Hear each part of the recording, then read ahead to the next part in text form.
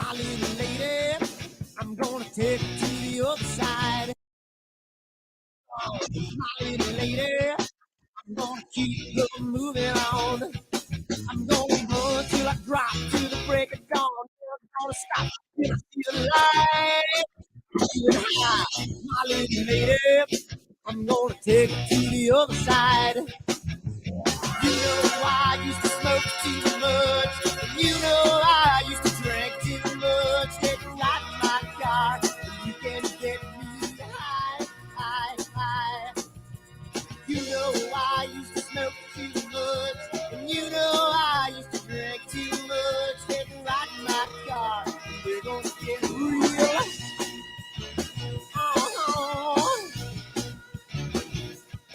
I'm feeling good, my little lady. She's gonna take me to the other side. I'm feeling nice, my little lady.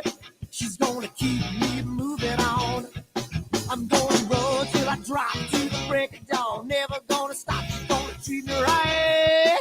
I'm feeling good, my little lady. She's gonna take me to the other side.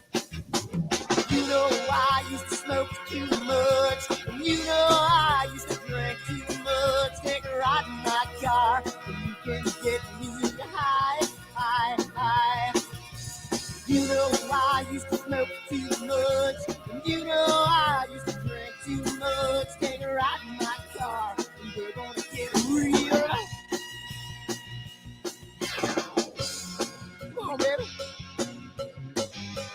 Let's take a ride. I don't know where we're gonna go, but first, let's dance.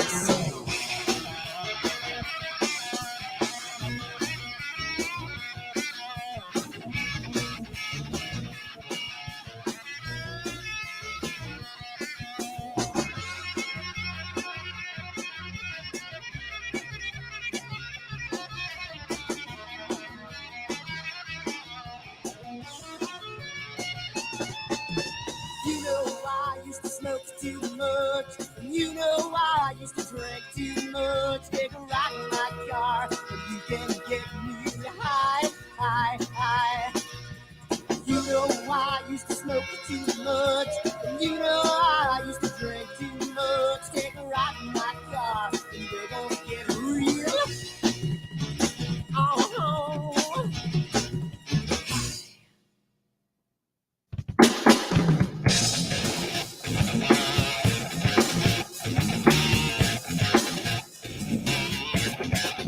Hi everyone, Dan here, and I just wanted to put a little snippet about AstroWorld and what we do because I want to start getting the word out because I think it's becoming more and more of a giant community, and I want to get the word out to some other people. So what we do at AstroWorld is we hold astrophotography chats on Wednesdays at 9 p.m. and Fridays at 8 p.m. Eastern Time.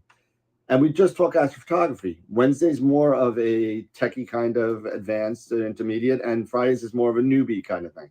So if you want to check us out, and if you want to, hang out with some semi-decent people that like to go off the rails a little bit and have fun while they're doing it, come check us out at AstroWorldWeb.com, and you can check out the schedule, and you can sign up for all the free giveaways that we do. We just gave away an Eagle 4 Pro, an Optolong filter kit, Charles Brackenstein's books, and a whole bunch of other stuff. So come to AstroWorldWeb.com, hang out with us, have a good time, and as always, remember to keep imaging, keep educating, and clear skies.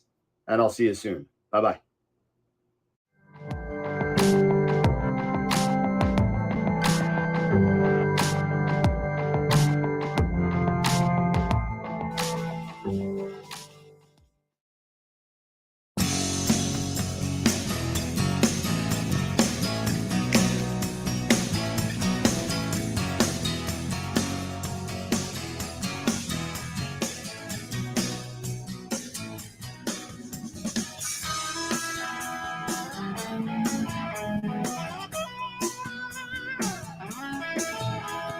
Deborah, things are becoming intense.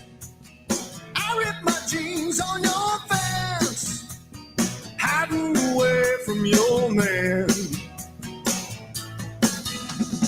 Oh, it's a passion, oh, telltale.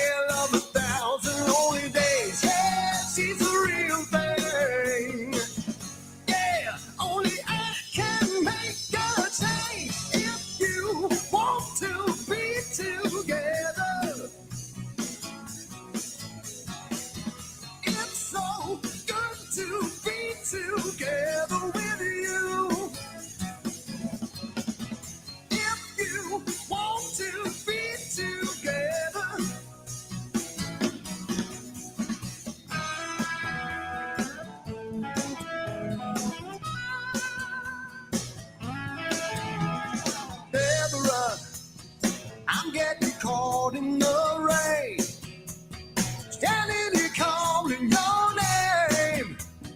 Guess I got no one to blame. Yeah, it's a small town. Yeah, all the people turn and stare. Oh, it's a secret. Hey, let them see me. I don't care if you want to be together. It's so good to be together with you. If you want to be together.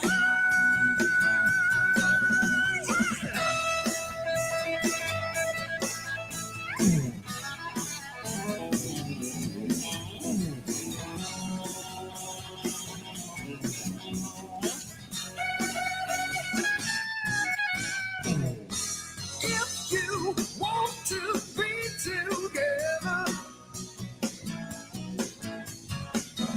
it's so good to be together with you. If you want to be together, say you want to be together. I'm feeling really guilty, but it feels so bad.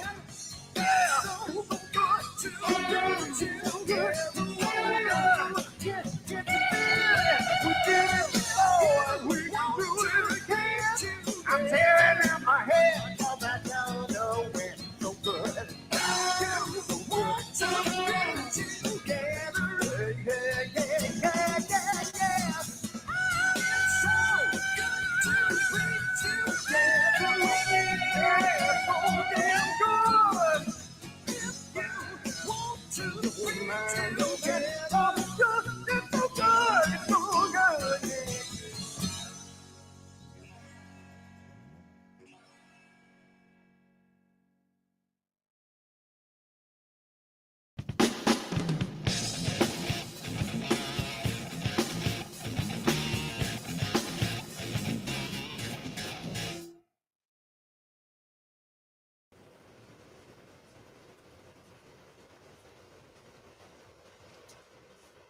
What the hell's wrong with my telescope now?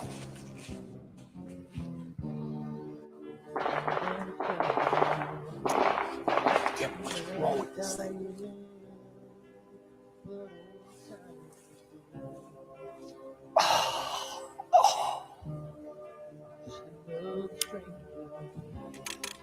The lost Lone Ranger, can I break this spell?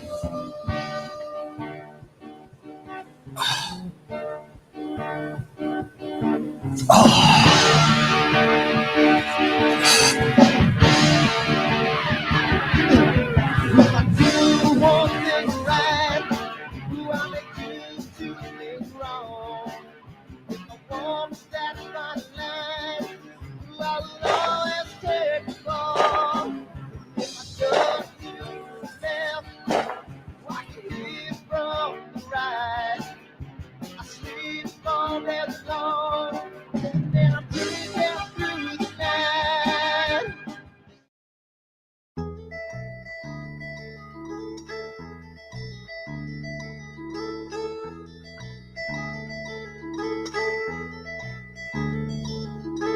I wonder what it was that made me want you.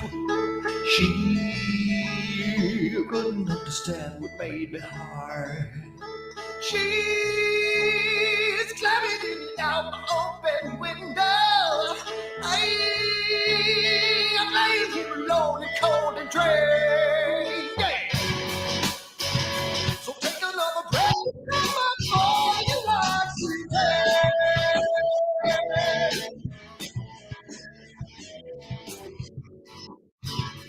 Now you wanna kiss the flesh and blood of every man, every man. And when the moon is full and the wolves will howl, just where I'm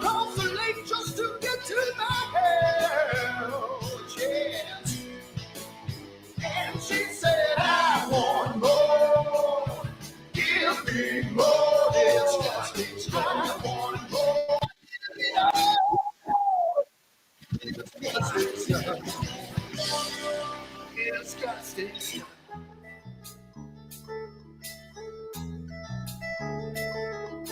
She looks upon a world that's dark and lonely. She is turning now.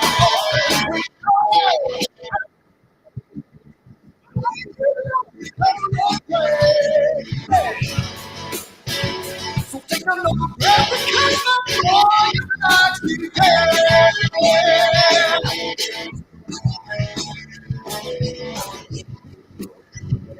now you wanna kiss the flesh and blood of every man, every man.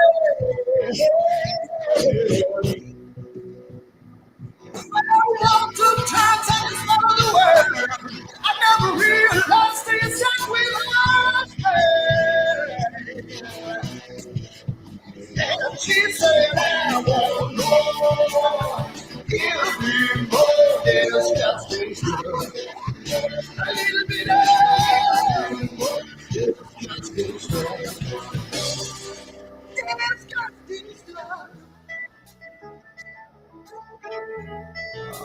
I can make it.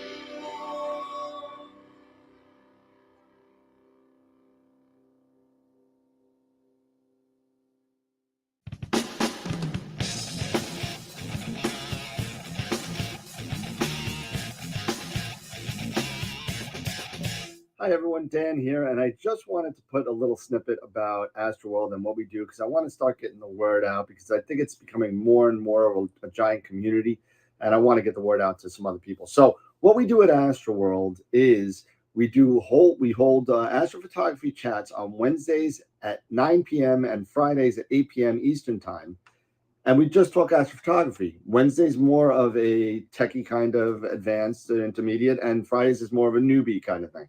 So if you want to check us out, and if you want to, hang out with some semi-decent people that like to go off the rails a little bit and have fun while they're doing it, come check us out at AstroWorldWeb.com, and you can check out the schedule, and you can sign up for all the free giveaways that we do. We just gave away an Eagle 4 Pro, an Optilong filter kit, Charles Brackenstein's books, and a whole bunch of other stuff. So come to AstroWorldWeb.com, hang out with us, have a good time, and as always, remember to keep imaging, keep educating, and clear skies. And I'll see you soon. Bye-bye.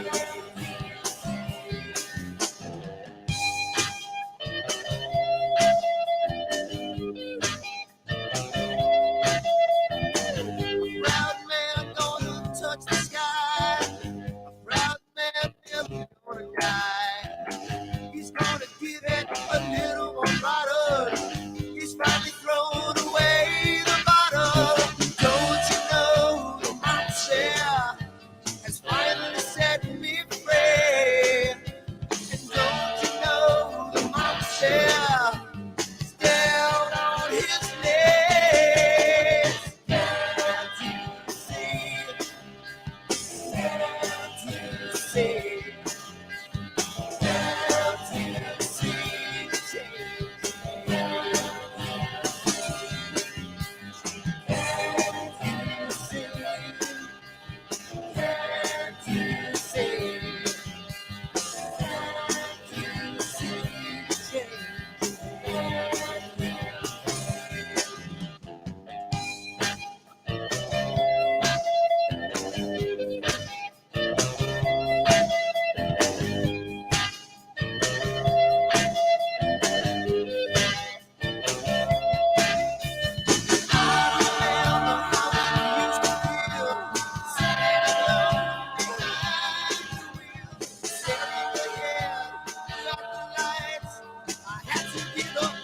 give up the fight.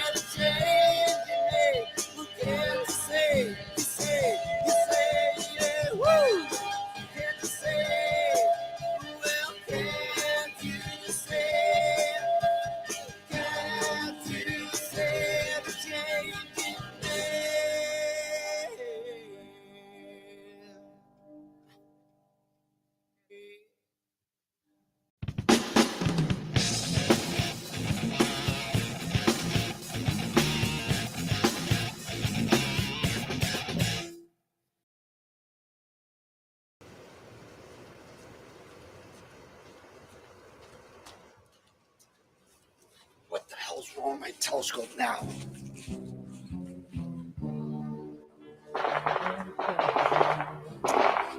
Yeah, what's wrong with this thing?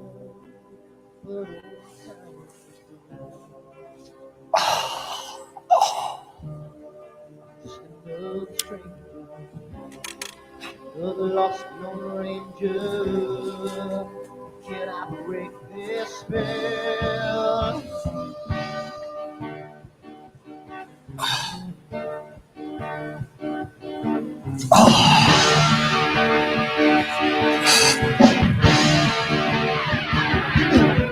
I do one thing right. Do I make you two things wrong? If I want that fine line, I will always take the fall. If I just do left, I can live from the right. I sleep all day long, and I'm dreaming through the night.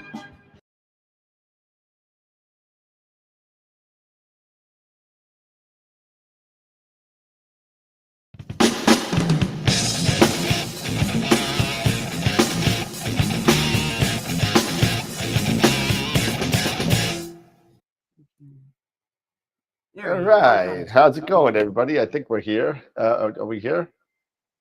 Jess, you here? I'm here. Can you hear me? Cool. There we go. All And I right. finally see you. Yeah. Oh, well, yeah. I think because I switched it in the midstream, kind of. I got to figure it so it turns back to the 5-up at the end. I just haven't done it Right. yet. Gotcha. But yeah, well, it's Friday night, and we got our glass of crappy French wine right now. And water. I'm trying to be better with the coffee. It just doesn't Well, have it's the Friday. same, It's doesn't have the Friday. desired effect anymore. So I'm kind of trying to wean myself off a little bit. So Yeah, coffee's definitely for me at nighttime. Coffee does nothing for me. Doesn't keep me awake. I'll fall asleep. Doesn't matter. no, I think coffee has lost its effect like completely. So I'm just trying to stop drinking it. I mean, I don't know when it did. All of a sudden, it just did. So Yeah, right. I mean, coffee does nothing for me anymore. It's It's a shame, darn it. No, it just, you know what? I just drink it because I'm addicted. Yeah, and that's kind of where I am too. Like I'll drink it nonstop, and it drives. My husband's like, I don't know how you can drink coffee at 9 o'clock at night and still go to bed. I'm like, because it does nothing, which is Yeah, unfortunate because it also doesn't do anything at 7 in the morning when they really need it to come through. no, people know I'm grouchy. I'm a total addict, so I'm grouchy in the morning. But all I need is 1 or 2 cups, and I'm good. So. Mhm. Yeah. All right. So tonight, oh, hold on. We got the late guy coming. Hold on. There we go. Hello. Hey guys. There he is. All right. How you doing? My earpieces are so Good. low right now. The speakers are very, I don't know, maybe it's a earwax. Maybe I got to clean it. I don't know, but it's pretty bad. So yeah, so we're here tonight and it's 8 o'clock. It's good to be the king. It's good to be the king, right? So why is the sun so low? We don't want the sun so low anymore. I think I see why we have an echo. Master. That light was Check. Now I got a double echo. I'm not sure what's going on. If you have an echo, that's one of the things. So going to get a glass of Johnny Walker Black, double black. Nice. Good luck with that. Very nice. Ron, Charity, Jay, Tom, whoever else, Gideon. Welcome to the show. Welcome everything. Yep, I saw you put that up there before, Jay. I just couldn't say it. You know, everyone's quoting. Everybody's quoting. Um,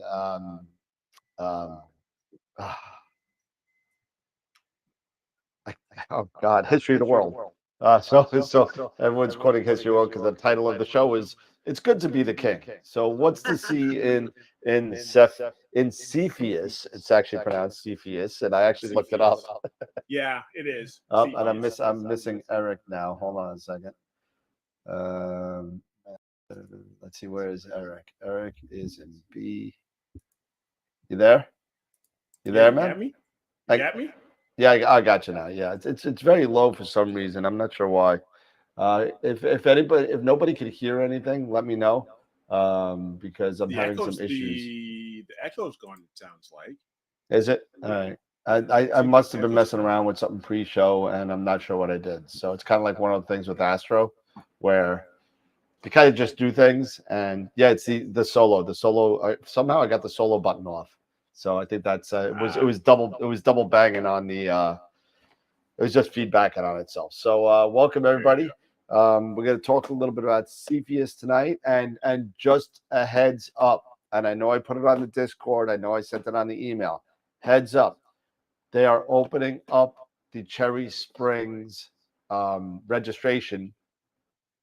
I don't know why they're doing it this way, but on the 12th, you'll be able to download and mail your registration form and mail in your check. The online registration is a week later to the 19th. So you may want to download the form and mail in a check because it may be sold out by the time the online registration opens. So I'm just saying, get it out there. Start, at the 12th. So you got 5 days. It's going to open up. Download the form, have the check pre-written and ready to go. So tonight we're doing 2 pictures of the week, right? We're doing 2. Yeah. We are doing 2. Yeah, so we're doing 2, and I think from what I saw, we only have 14 votes. So get on the website. Yeah, get on maybe there. 15. Something like that. I checked. Let me see here. I'm looking at it now, and I love how fast it's opening up. 18. We have 18 now. So we have 24 people. For those of you people that haven't voted yet or haven't hit the like button, do both. Vote. Go to astroworldweb.com/IOTW. And again, image of the week. Eric has changed the title of it to image of the week. So Yes, I hey, that's fine with me. The 29th, we're having Helena Cochran come on. I spoke to Jeff Dickerman from Optech today, and it looks like he's going to be joining the show probably in September. The summer's really busy for him, so just as it is for the rest of us, traveling and doing a whole bunch of stuff. So look in September. Dr. Sass and Charles Bracken are coming back. And I'm sure we're going to get the Masters of Picks Insight coming on, Sean Nielsen, all the rest of the previous offenders. So the fall is coming. Therefore, you know what that means: more guests. So there we go. Everybody's getting mail from AstroWorld, so everyone's happy they got shirts and stuff. I don't know if everybody was watching my trials and tribulations. I did tribulations. So trials and tribulations of my live imaging snafu that happened on Wednesday night. Let me tell you, I ran back to mama. I went right to the Eagle, and the next day, everything went fine. Not a problem. I still have a problem with the EAF backlash. Okay. And I got it sorted. I figured it out. I had to change that because I don't use EAFs at all. I really don't. But I'm telling you, the backlash on usually it's not as bad. I've had 3 of these, and it's usually not as bad as this one is. I have it up to about 200 steps in backlash.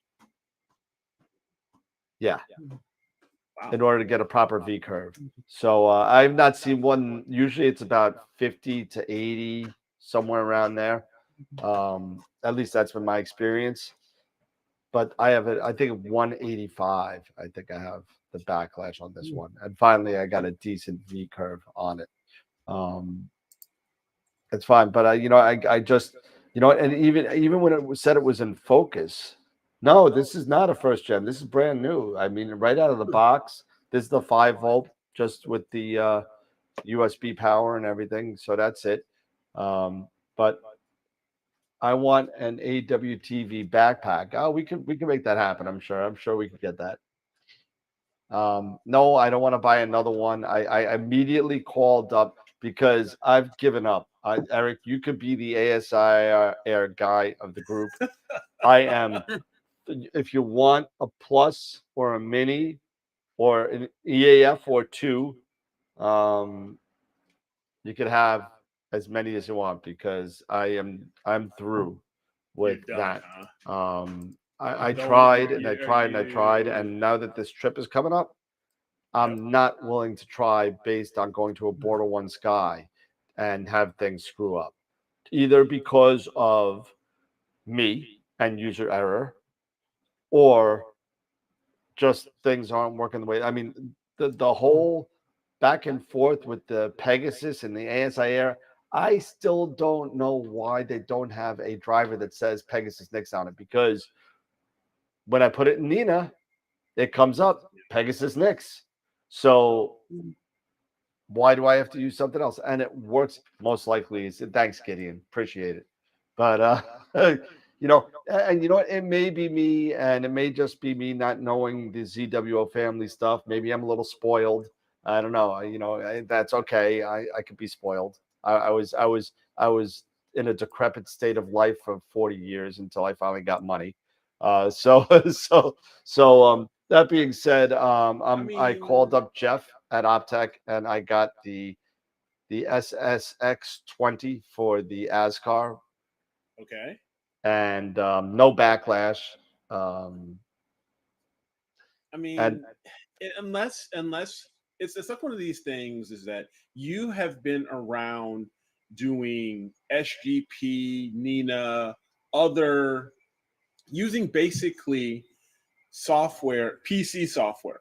You've been using computer acquisition software for the longest time. And that's what you've been used to, is that model, right? Absolutely. Versus I agree with you. The ASI versus something like the ASI Air, where, if you were like me, just probably getting into the hobby at the same time the ASI Air came out, then you would probably feel more comfortable with it because you would have grown, I guess, with it. Maybe. Right? But you got to also remember that I've been using the ASI Air also since the white box, and not as frequent as everybody else. And that could have something to do with it. Absolutely. To your point. Yeah. I think we just get comfortable. That's like my frustration using whatever we're using with Nina. Maybe. Yeah, go ahead, Jess. No, just I think we get comfortable. There's enough tinkering that has to be done. And that's like where I've I kind of dug my feet in, when I was, when I was trying to learn the Astroberry and set up my Pi, and then you guys started talking Nina, and that's when I finally just dug my feet in. I was like, there's enough things that I have to do. You can't have it because I was going to talk to him about it. I know, just enough to be dangerous. I don't know. Like at this point, I am. I've made the decision. Like I am committed to APT. I am. I like it. It works for me. Exactly. Yeah. And anything else, if I were to try to use, which I've downloaded Nina and I've tried to use it, and and I'm sure I could spend time and learn it. But like I haven't had a clear night in near on 3 months. I don't want to spend the time doing that. I want to spend time imaging. So I'm going to use what I'm going to use what I have. So like, I think whether it is ASI Air, which would be somebody just getting started, whatever you get started with, there's going to be that learning curve, and and unless there's a valid reason to switch over, I think you just kind of stick with what you got, So I think at this point I am, there you go. but you're right. And people are talking about Stella Made. I call it Stella Frisbee. The ASI Air is not, and I don't want to misconstrue the ASI Air because I think it's being given a beginner's thing, and I don't think it is. I really don't, because it has grown a lot since its inception, 5 or 6 years ago, whatever it was. It's not a beginner's tool. The price point is more geared to somebody getting into the the lifestyle of astrophotography. And it's, what, $349 for the 256, $299 for something to that effect. Not having used it, I've never used it. Except for pictures of it. I've never seen the interface in person. I don't know anything personally about it. I've never stood next to somebody using it. But from what I get, that's not true. That's not true. Were you using it when I was? Okay, I lied. So I was standing next to a person who was using it, but I was unaware or just wasn't paying attention. So now I wish I had actually taken a look at it just so I could have seen what it was about. But one of the things getting started in astrophotography is figuring out what programs to use. Which program to use it for guiding, which program to use for capture, and pulling all that together and then making it play together nicely. And is the ASI Air kind of like a one-stop shop for like everything's all in one? You don't have to worry about different drivers and different programs and making unless you have a Pegasus Nix. Unless you have a Pegasus Nix, okay. No, it really is good if you're in that ecosystem where the ZWO, EAF, the new rotator, which I still have yet to see in the field and used. CAA. Yeah, the CAA. I've yet to see it in practical usage or even a video regarding its, anything. I haven't seen anything on it since NEAF. Looking forward to seeing that, because I think that's something that the ZWO family has been missing out on. And I think that's a real good direction on where to go. But I mean, I'm not a ZWO basher. I have a crap ton of ZWO paraphernalia, from 4 cameras, 2 guiders, 2 ASI Airs, and a bunch, all the rest of the garbage that I have from ZWO. I have it too. Cartridge in a pear tree. Oh man, yeah, you ain't kidding. I did actually order. I did pre-order the C Star. I saw that at NEAF, and I got that. for the express purpose of getting my family to come out and image with me. So when that actually comes in, it's going to be, I'm going to give to either my husband or my children or one of my kids and be like, here you go, just to see like how, friendly it is, for somebody using. But, and I'm looking forward to that. And I'm assuming that the interface is probably going to be similar. So, but, like my family will come out with me but they can only stare at, me doing it for so long. And they're like, I'm bored, take me home. So I'm hoping if I get something that they can use that, and they can actually image themselves with, that I might have some company out in the field. So we'll see. Here's the question. I want to jump in into this because this is a good question for you, Dan. Oh, I know. I see it. You could stay. You could say it, but go right ahead. Yeah. So it says, so Dan, let me put this forward in this statement. Given the price of the ASI Air being around $300 at that price point, do you think the Eagle is overpriced for what it offers? There's the key things for what it offers. What are your thoughts? No, I don't think it's overpriced. Maybe a little bit for the XTM, maybe a little bit overpriced, but the Pro at $21.95, which was what it's been since the 3 came out, they have really been working diligently on keeping that price point to where it is. And let me tell you what the Eagle does that that the ASI Air doesn't. The Eagle 5 XTM at $3,000, $29.95, has 10 USB ports. Number one. First thing. Number two. Also, the power that it takes care of, it does 2 8-amp, 2 3-amp, and 3 dew heaters. That's the second thing. Okay. You have, depending on which model you get, you could have 1 or 2 Ethernet out and HDMI outs.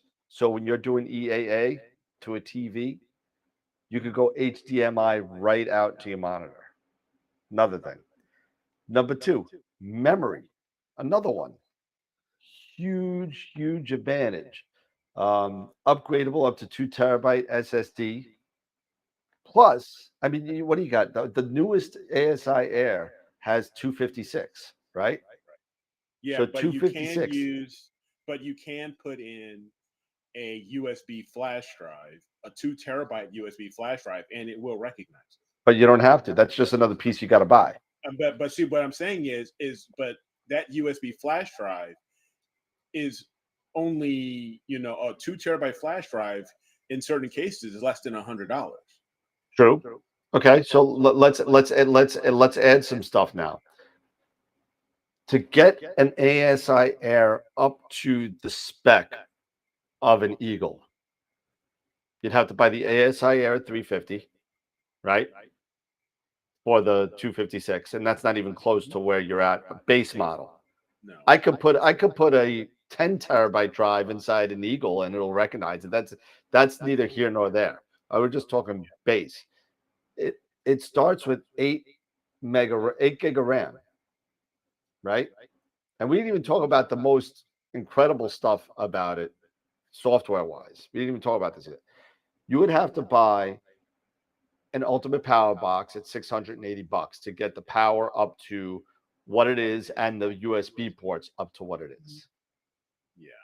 Okay, so that's 680 plus 350, so you're over $1,000. So you would have so you would have to basically combine a bunch of different things. Which I get. And don't forget, you now need a Duke controller, right? Because or with the Pegasus power box, you could run the Duke out of that, or you need to get the Y cable and run it out of one of your power ports of the ASI Air, which now you're down to 3 because you need Duke heaters. Okay. Okay, so you got one for your cooler. If you got one for your cooler, you got one for I don't know if you do your mount maybe online. Some people do. So now you got your cooler, you got your mount, and then you got maybe one spare, right? If you're using a flat panel, well, you can't use a flat panel for you can't take, you can power the flat panel and take your flats, but you'd have to, it's not automatic. So yes. So that's that. So where we at? We're at memory, we're at power, and plus all the other, I don't want to say gimmicks, but all the other add-ons that are on the Eagle 5 now. The SQM monitor that you can write into the fit setter, your altimeter to tweak your polar alignment, right? The wind motion, the vibration adjustment of the Eagle. It notices the vibrations of anything that's bad. That's, it'll kick it out. Not to mention the fact, the biggest part to me is that it's a Windows 11 enterprise operating system where you can put anything you want in it. The versatility of having to be able to do that, to me, outweighs everything else. Because everything else you can kind of do, you get a outboard battery, you can plug things in, you can do some other stuff and all that. And it's in a thing that weighs less than 5 pounds, like this. Yeah. So honestly, is it expensive? Absolutely. Has it transformed the way I image? Absolutely. I think it's worth it. That's why I bought the last 4 Eagles. I got 2, 3, 4, and 5. I was just a fan. Maybe that's to what Eric said a little while ago. Maybe that's because I am either stuck in that kind of computer Windows kind of, knowledge level. Because I'll tell you this, I had a 2-hour debacle with the ASI Air just trying to get the darn thing polar aligned, and I never had a problem with that. I mean, it's so easy to polar align on the ASI Air. You little boop, boop, boop, and you're done, right? You get the smiley face, you get the fireworks, and you get your ranking, and you're done, right? Yep. With the Pegasus Nix, I literally had such an issue. Down 30 minutes, up 30 minutes, down 27, up 42. That it was, and then I did it in Sharp Cap the next night, and I was done in about 2 minutes. Yeah. I was done in 2 minutes. I was done. I get it. There are, and I'm not defending either the Eagle not at all, or the ASI Air, but based off of what Gideon is asking, yes, in my opinion, it is for what you are trying to accomplish. And let's get down to the nuts and bolts of it. What are you basically doing with the Eagle? It is an acquisition system. No. Is it not? It's not. I mean, you're running Nina. I mean, it's a window. I mean, it does have its own operating system. It has a Play operating system. Yes. Yep. You're running Windows. So basically you're running acquisition software primarily. Yes, you are. Okay. That's However, primarily what you are doing is you're utilizing other software into the Eagle because it is a computer. It is running the Windows operating system to acquire your data. Yes. Okay. However, once you upload that data. Okay, go ahead. I'll let you finish. Once you upload that data, then it goes. Then you are in a different realm. Now you're doing either Astro Pixel Processor, you're doing Pix Insight, Deep Sky Stacker, what have you. You can, and so you are you're doing acquisition, calibration, primarily. Those are the 2 things if we're looking at it. However, what I do when I'm imaging, if I'm doing a full imaging run on the Eagle, I am not only doing acquisition. I'm not. I am doing anything I want. I'll run Sharp Cap and run a live stack while I'm doing it. and I could do run. And then while that's running, I could put it into Pix Insight and stretch things when I want to. I could do all of this. What's that? Yeah, it's actually Mark says yes. Pix Yeah, on his Eagle. I have Pix Insight on my Eagle too, because if I want to do a quick kind of what are you doing? $250. I have one too. I have a Melee too. But again, you're going back to a Windows version of the ASI Air, something that's small, fanless, but necessarily limited as far as it won't run your power. But it doesn't run your power, right? It doesn't run your dew heaters, right? It doesn't run it. It just runs your acquisition software. $300 for the Pegasus Power Box, and no, you need the Advanced to get it up to the Eagle. You need the $700 one. Now another thing now, is if it's you not need only... all that. sorry, Jesse. I didn't mean to cut you off. No, you're fine. You're fine. I was gonna say, if you happen to need all that, which, like for myself, I remember counting like, okay, how many USB ports do I need? How many dew heaters do I need? Will I be able to can I work with not the Advanced? I can't even remember. I can't remember the name of my stuff. Is that awful? but like, how many so between this for like $230, and then I think it was like $3 for the Pegasus. Which, but it's under $600 for the two of them, so, I guess it just, of how many do you actually need, so. And see, also with the Eagle, to continue, and correct me if I'm wrong, because I don't know the Eagle as well as you do. In many cases, don't you also have to, or it may already come with it, I don't know how many it comes with, but you have to purchase additional power cables. Oh yeah, because the Eagle power cables are proprietary. Yes. Okay, so and how much are those? How much is, say, one cable? 35. $35 for one cable. Okay. One cable. Now, up to 45, depending on what you get. In the astrophysics, now, for the Mach 2 are $45.99. That, for how many items or how many pieces of equipment are you going to need to have those cables for? Probably 3 to 4. Probably 3 to 4. So you might use all. I use every single port in the back. I use every one. Now I use it to. If you're talking, say, say $150 in cables. $150 to $200 in cables, depending on the brand or the type you get. Correct. So and I'm not disputing that they're not worth every penny. I'm sure that they're fantastic cables.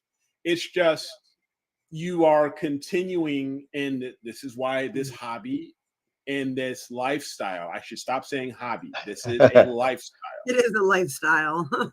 I win. Yes, you win. I would give you that. Why doing what we do, we go down that rabbit hole. We do. So I mean, just for the base, say Eagle 4. Last time I just looked, the Eagle 4 itself was right now $1,000. Something like that. I don't even. Most places stopped even selling them at this point. But okay, so if you could still get an Eagle 4, retail, you're going to spend $995 on that. Just FYI, I'm not selling my Eagle 4 because I saw that pop up on the screen. I'm not selling my Eagle 4 because I got the Eagle 5. The Eagle 4 is now my Pegasus, which is right here.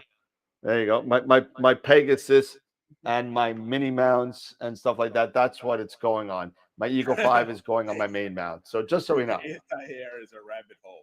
The Eagle 5 is you know what? Yes, you're right, Eric. The hole does get a lot deeper with the Eagle because, to your point, yes, power cables, number one.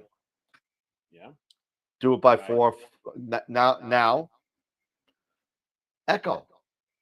Yes, that temperature and monitoring and what have you. Do you need it? No. If you want more functional automation, yes, it's another $250. Comes with 2 temperature sensors, but what if you need another one because there's 3 inputs for that?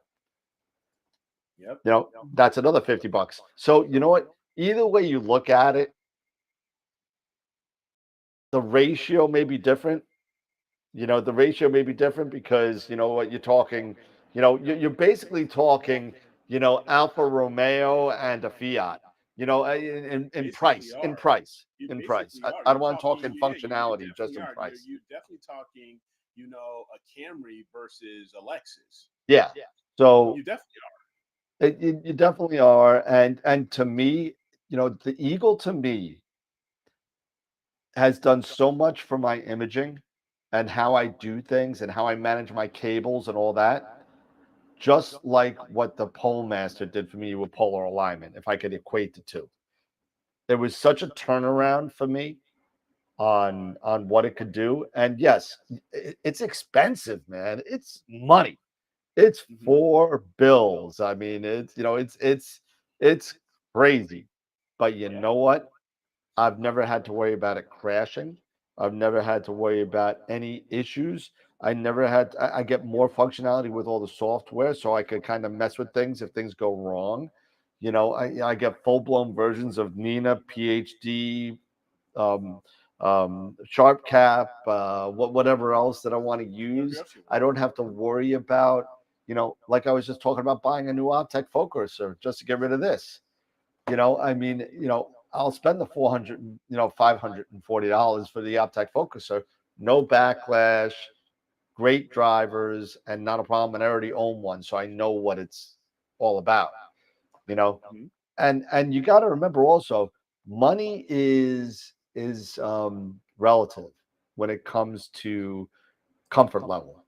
When it comes to comfort level, I mean, if you've had a Ford car for your entire life, what are the odds that you're going to buy another Ford car for your next car? Probably very good because of the comfort level that you have with the brand and what, you know the updates, you know the cars, you know. Yes.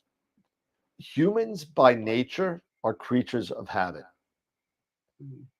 And ZWO did a great job of playing into that and marketing it in such a way where they cornered about, probably, I would say, if not higher than 50% of the market. They probably have about 50% of the market, if not more.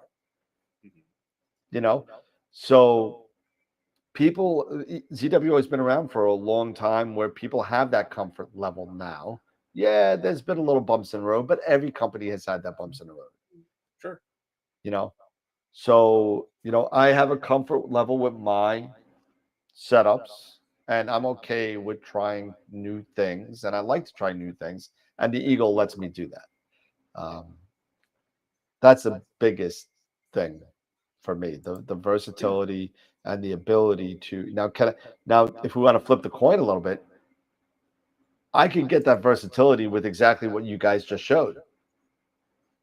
That Melee. Yeah. I could load Windows, I could load Nina, I could load SharpCap, I could do all that stuff. Do all that stuff. Right. But it doesn't power anything. It's just for it does less than an EASI Air, to be honest with you. Yeah, it's strictly acquisition. It's strictly acquisition and maybe a couple of USB ports, depending on which one you get. Right. But it's also powered 12 volt. It's got USB-C powered.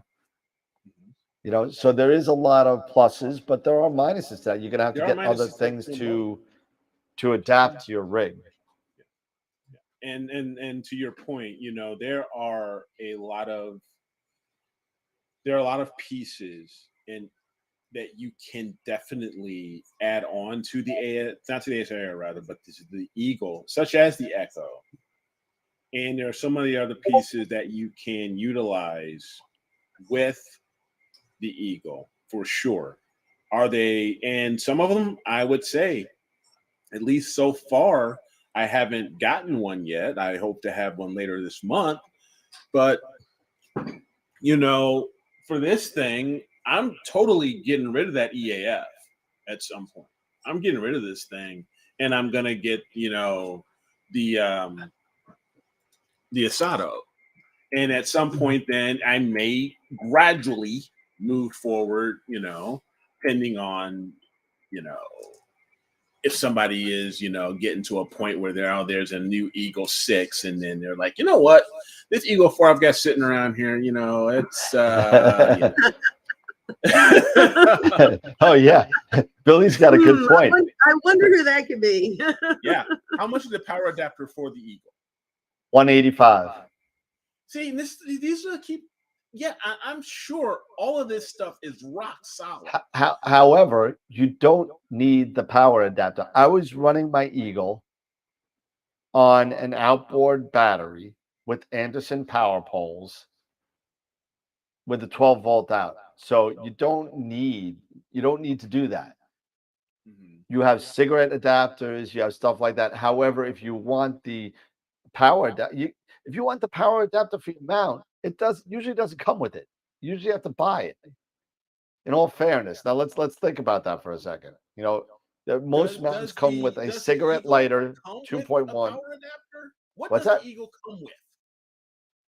The Eagle comes with the cigarette lighter plug-in. That's it. And a bunch of screws that says, don't screw this in too far, or you have a $3,000 paperweight. So, oh my goodness. So yeah, so all it comes with, literally, I mean, I could show you what it comes with. I got the box right here. My Eagle is still in here. This is what the Eagle 5, and this is the same stuff that all levels of Eagle 5 come with, whether it's the XTM or the entry level. So you pop it open, and hopefully I don't drop anything because shoot, the XTM, they should have at least given you the power cable. Oh, the power cable's on over there. So the power cable's not in there. So it comes with your Wi-Fi antennas. Yep. The screws with the letter says that don't screw this in too far. Your Eagle, and the wire goes in here. The 12-volt cigarette lighter adapter wire goes in there. It's floating over there somewhere. And it has your GPS antenna too, which is over there as well. Other than that, the only other thing it comes with is a little cardboard piece of paper that has your Windows code on it, and that's it. That's it. Wow. That's it. So and, this thing for that $3,000 one, they should at least include cables and the power. Oh, but here's the thing: when you're dealing with something that that is capable of hooking up with anything in the world, you really can't put cables in. Different mounts have different ends, different cameras have different hookups. Now, with the ASI Air, everything's 2.1. Everything is 2.1. You plug it in, right? Yep. Try doing that with an SBIG or a QSI or an ATIC or a QHY. It's not going to happen. There's so much stuff. Don't shake it like that. I'm shaking it. But how much does that weigh? Go ahead, Jess. How much does that weigh? 5 pounds, a little less. 5 pounds. Okay. It's like seeing it in your hand. It looks much bigger than Okay. And in all fairness, this is a little thicker than the 4. Okay. And part of it is because of the changes they had to. And this is, you got to remember, this is the XTM too. So the Pro is a little thinner as well. Okay. So that being said, they had to make some changes to the topology of the board in there due to the fact that this is a Ryzen chip now, not an Intel chip. Okay. So it makes it a little faster, a little cooler. Okay. The one thing about the XTM is that it also has 2 Ethernet ins if you want to hardwire it. One's a gigabit and one's a 2.5. So you could go literally crazy speeds on this. This only has 1 HDMI. And then you got USBs, USBs, USBs, USB-C, USB-C, So there's lots of stuff in there. And you know what? Yes, it's $3,000, and I still got to hook it up. I've had this since Sneef. I still got to hook it up. But I've been using the 4 so far, but it's gonna gonna be fun. Oh, here's the. Okay, I'm looking at Gideon wants to know, and Inquiring Mind wants to, because I also want to know. He wants to know what's a slit on the side. Is that for floppy disk? The slit on the side. Yeah, Hold on a second. It's a long. It's about Oh, I know what I think you're talking about the fan. MMC. Is that what that is? Okay. If you're talking about this, That's it. Yeah. Oh, yeah. that's the I fan. looked at it and I'm like, it's a okay, fan. that's how old I am. I'm like, what is that for a floppy? That's your fan blades, and that's a heat sink behind it. So just to get everything out, you got your GPS antenna here, your 3 USB ports, power cables for your dew heaters, 2 USB here, 2.0, 1 HDMI, 2 Ethernet ins, all your power ports, and your Eagle Eye in the back. And then the Eagle Eye is actually switchable. So if you want that's one cool thing. It is. You take the eye off and then you plug it in right there. What is the Eagle Eye? That's your SQM, your sky quality meter. So it tells you how dark your sky is. Okay. Yeah, and that's pretty cool. Yeah. There are a lot of things that I would say are cool with the Eagle. It's just you can't. I remember looking at them before I got this. Can you necessarily just grab the Eagle and go? Or you have to get these other power cables so you can connect the power cables up to your equipment. True. Yes. But to the same point, when you're dealing with something that's so versatile, you cannot include the cables. You can't. It's impossible to foresee and throw in a box and put a price on it when you're compatible with everything. Sure. You can't. Now that's where the ZWO did a really good job of standardizing everything they have in their line of products. Right. Yeah, because I'm looking here at the Prima Luce website, and yeah, I can definitely, I see here, the different.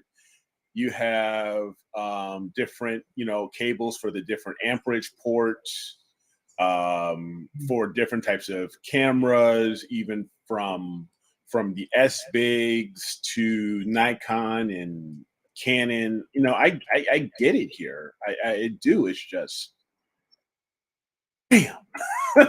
Yeah, no, it is, and it is. It's expensive, but I'll go back to saying that the money spent has created less stress for me. May not be the same for anybody else, but it just. You want me to show it? I got so many of these power cables. You want me to show you what one of the power cables look like? I think for somebody if they had the money and they were just getting started and they didn't have anything else to work from and they're building their rig from this, from this setup, I think that was one of my decisions, because when I got the Melee after my imaging laptop decided to die on me, it was like I already had the Pegasus. I'm like, okay, well, why do I need to get? So all I have to do is get this. But if I was starting straight from scratch, because I was looking at the Eagle, and I'm like, and I was like, man, that's pretty sexy, like that looks kind of, it looked, good, but then like, well, then I've got myself a very pretty blue paperweight here that I'm not going to use but if I had nothing, that would have been a fantastic option, because I already have my cable, I already have my, power distribution, I already have my USB, I already have all that. All I need is a gosh dang computer to run this, boom, Melee to the rescue. But, if for whatever reason I ever wake up in the morning and I go out and everything's gone, after I'm done crying for about a month, I probably would maybe start from there, but, so somebody that's starting from scratch and has nothing, that would be a great option, or has.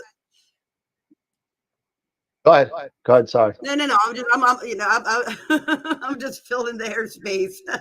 But yeah, no. I was gonna say, it's just if somebody doesn't already have an image, have an imaging computer, and they don't have their power distribution, if they don't have any of that, that would be a great place to just, one stop. You got everything right there. Yep. So now, definitely, does it come with any? I would say no. I'm not saying this is trash in Prima Luce 101. It's trust me. No. I really like what they're doing. It's just into what Mark is saying and so many others. Like if once I get an observatory, or as I'm moving up and I'm getting more experienced, in imaging, it's going. Honestly, I'm starting to get there. Like I keep saying, I'm slowly progressing away because of particular reasons for me that I'm slowly starting to drift away from everything being ZWO. And at some point I am going to outgrow it, and it would be maybe a more logical step to maybe I'll probably be in the interim maybe stick with these two for a while.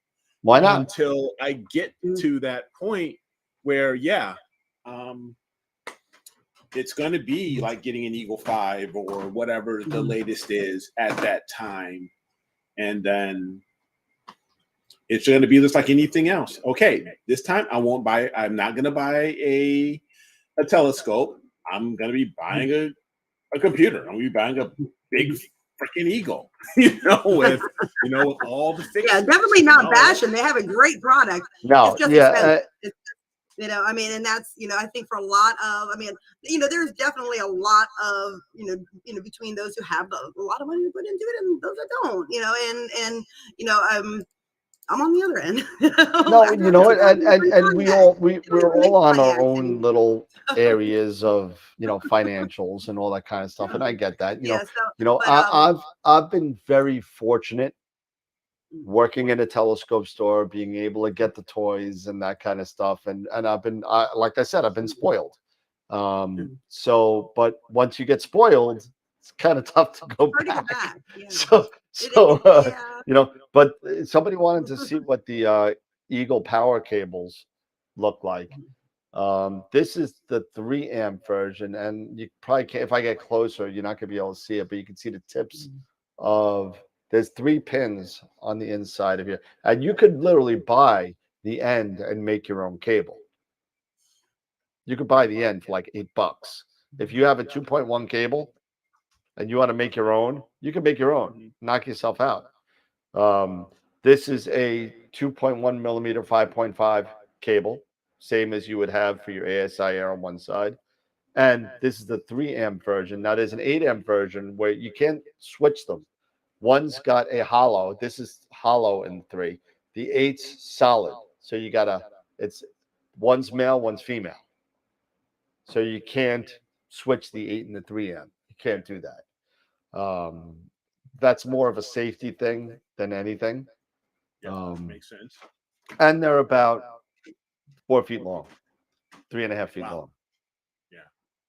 So long enough to reach everything. And if you're really nice to me, I could make you custom cables if you wanted to. Yeah. But and Dave is making a good point. They're weather resistant. Screw lock. Yeah. Screw locking ends and stuff like that, which are those are good. Those are definitely good. They've definitely put a lot of thought into the design of almost, I would say, pretty much every piece that goes into that system, to make them, the best that you can possibly get. But it's just going to come to a point, like we've been talking, maybe when I get to that retirement point, or when I get an observatory, even if it's a little shed observatory or what have you, it's going to get, maybe that's when I'm going to start graduating and things like that. You know what? It happens, just like aperture fever. Yep. It happens. Everything else gets, more expensive, more whatever, just like kids' allowances. You start at a quarter, and then the next thing you know, you're at $20 or $30. Exactly. It's one of those things. You know, you get older, you get more bills. Money is relative, you know. Oh my Lord. I remember when I first got my SE6. And like that, I mean, before I even started imaging, and I mean, I just decided I was going to get back into visual observing, and I got the SE6, and I think it was like $800 at the time. And I remember thinking, like, oh my gosh, I can't believe I'm spending this much money on a hobby. Yep. Yeah, little did I know, but yeah, I remember that one thing, you know, just kind of like, oh my gosh, I can't spend that much money. That's so much money. Oh my, yeah, no. Yep. Yep. All right. Well, tonight, you know, I know we started. Hey, great conversation so far. I love it. But we are here to talk about Cepheus, right? Cepheus. Yep. And we did a couple things, and considering the fact that Eric went first and stole all the targets the first time, I'm gonna go first this time. Okay. So you know what? You know what? It's just that. You know my presentations. I go big or go. I'm like my boys. I'm like my Southsiders. You go big or go home. You know? No, absolutely, man. That's not a problem. And I'm gonna really kind of do this really quick. Which mount did you get, Gideon? That's, you know, you dished out $3,000 for a mount. Which one did you get? Hopefully it was the Pegasus, and if it did, you didn't buy it from me. Well, you told him Gideon lives far away. I wouldn't expect him to. Oh, AM5 plus the tripod. Nice. Well, you couldn't buy that from me anyway. I wouldn't ship it to you anyway. You're too far away.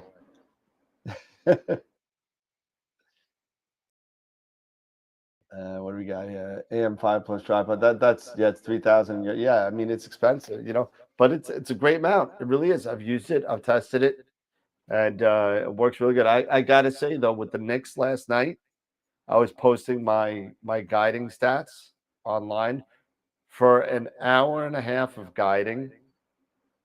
This little bad boy, and again, lightweight. All I had was a ASCAR FRA400 on it, but 0.19 was the highest it got in an hour and a half. That's great. Incredible. But, and again, could have been a lucky seeing night. It really could have been. That's absolutely incredible. Yeah. And that's the Knicks. That's the Knicks with only the FRA400 and Eagle on it. So you're probably talking about maybe 10 pounds or less on it. Yeah. I mean, I can only imagine what type of guiding I would get with this guy, because even with this guy here, because, and maybe it was because the Sim 60 had to get tuned up and had so many issues, and I just haven't put it on here yet. I am very curious to see what type of guiding I'm going to be getting now that Sim 60 is tuned up. Yeah, it's going to be sick. It's going to be great. Yeah, it should be, because that was one of the big issues I was having with the tracking errors. You know, the elongated, egg-shaped stars. Yeah, so, well, I'm considering the fact that they gave you the list of things that they checked and fixed, there was obviously some things that needed to be redone. So I got my fingers crossed for you, buddy. So I mean, I'm hoping that fixed everything for you. So I hope so too. So too. So at some point, I'll be putting that on here and deciding on maybe one of these targets we'll talk about, here in Cepheus. Yep. All right, so let's get on the ball here, and we'll get this rolling here. And let's see, Cepheus. There we go. And morning there, Corin. Hey, Corin, what's going on? All right. So it's good to be the king, right? It's good to be the king. It's Cepheus, right? So let me get my other screen up here. Where's my other screen here? Nope. F5.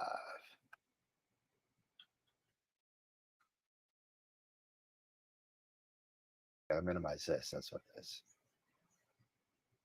There we go. All right. So Cepheus. So we spoke a little bit about Cepheus, right? Last week we were talking about, actually last week, Wednesday. We were talking about circumpolar. We were talking about a bunch of things, but Cepheus is kind of cool. And what Eric said last week is that it looks like a house, and it kind of does, right?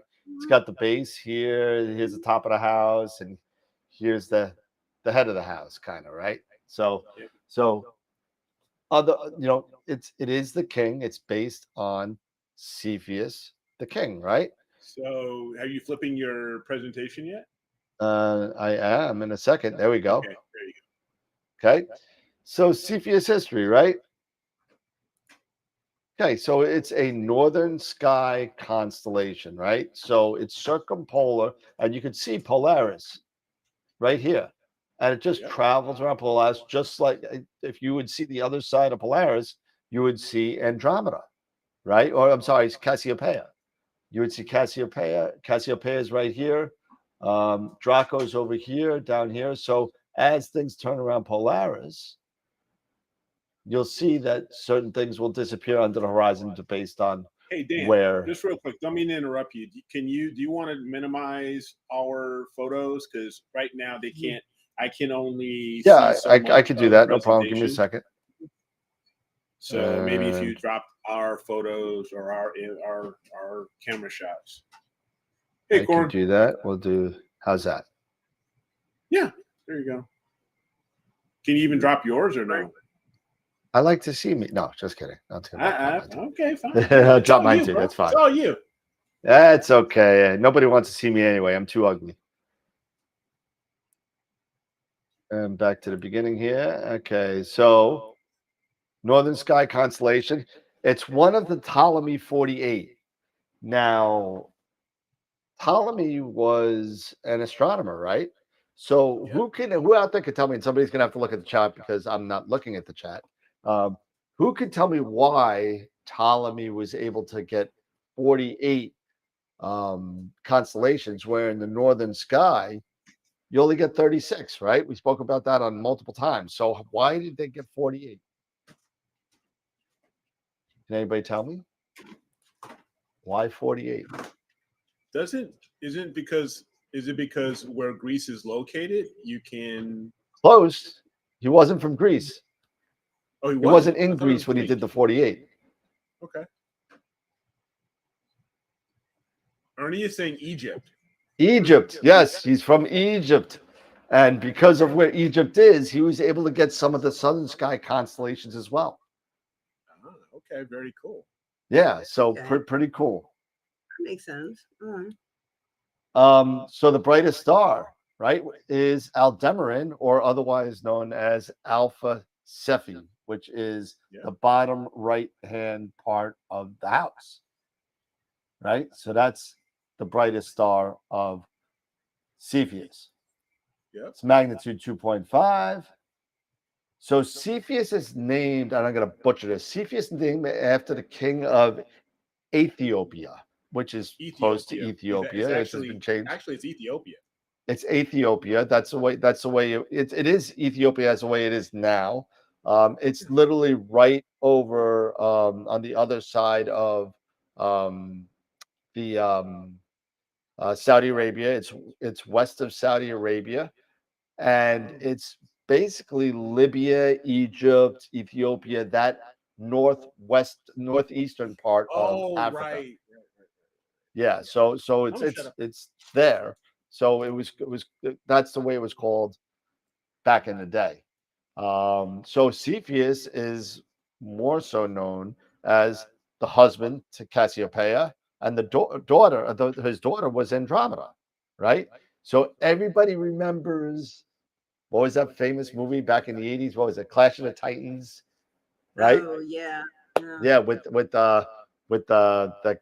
was Burgess Meredith and I think Howard Hamlin, or Hamlin was his name. I forget what his first name was. Howard Mark Hamlin and Mark Hamlin. No, Mark Hamill. No, Mark.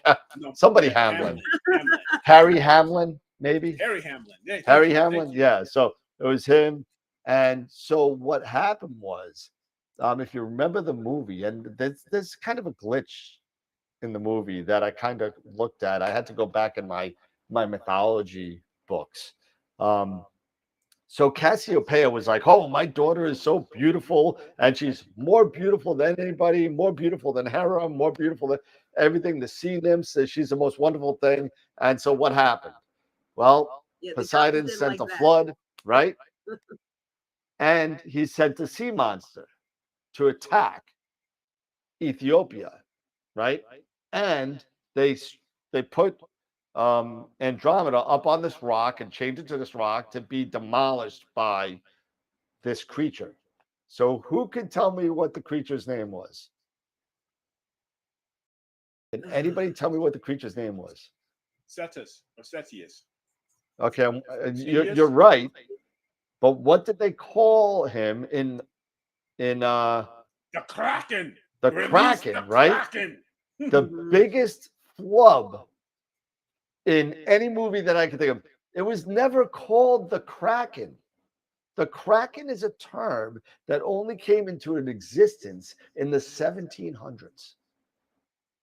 It's a sea monster, obviously, and it was really kind of like it didn't have 4 arms like it did in Clash of the Titans. You know, it didn't have any of that kind of stuff. It was a sea monster, like a sea slug, kind of big thing. And it was sent there to go kill the daughter. And of course, he was saved by Perseus, who got the Gorgon Medusa's head to turn Cetus to stone. And Cetus, by the way, is another one of those constellations in the sky that has that circles around the polar stars. So Clash of the Titans. Click here. There you go. So it's pronounced Cepheus. Okay. Yep. Just so we know. And moving forward with that. And where do we go here? Where is it? There we go. All right. So pick number 1. The Wizard Nebula, NGC 7380. It was discovered by Caroline Herschel in 1787. Now, if you want to know more about Caroline Herschel and some other women in astronomy, you could go back in our catalogs on videos where I did another video of the women in astronomy. Caroline Herschel is one of those people. This is 8,500 light years away. This is a 12-hour picture that I took from Long Island. Cepheus is the main star that is the ionizing source for the surrounding H2 regions. And if we take a look, maybe if I could show you real quick, I think I have it on here. Let me go back on time a little bit. And let me see if I can bring it over here. There we go. And if we go right into the Wizard Nebula, right? Let's see, there's Cepheus down here, right? And if we go into the Wizard Nebula, which is, where is it? We'll just do it the easy way. I know it says somewhere. I just don't have my glasses on. There we go. All right, so there we go. So there's the Wizard Nebula. And it's right off the hand, right off the finger, right here. This is Cepheus, right there. Now, if you go further away, you're not going to know that it's a double star, but it actually is a double star.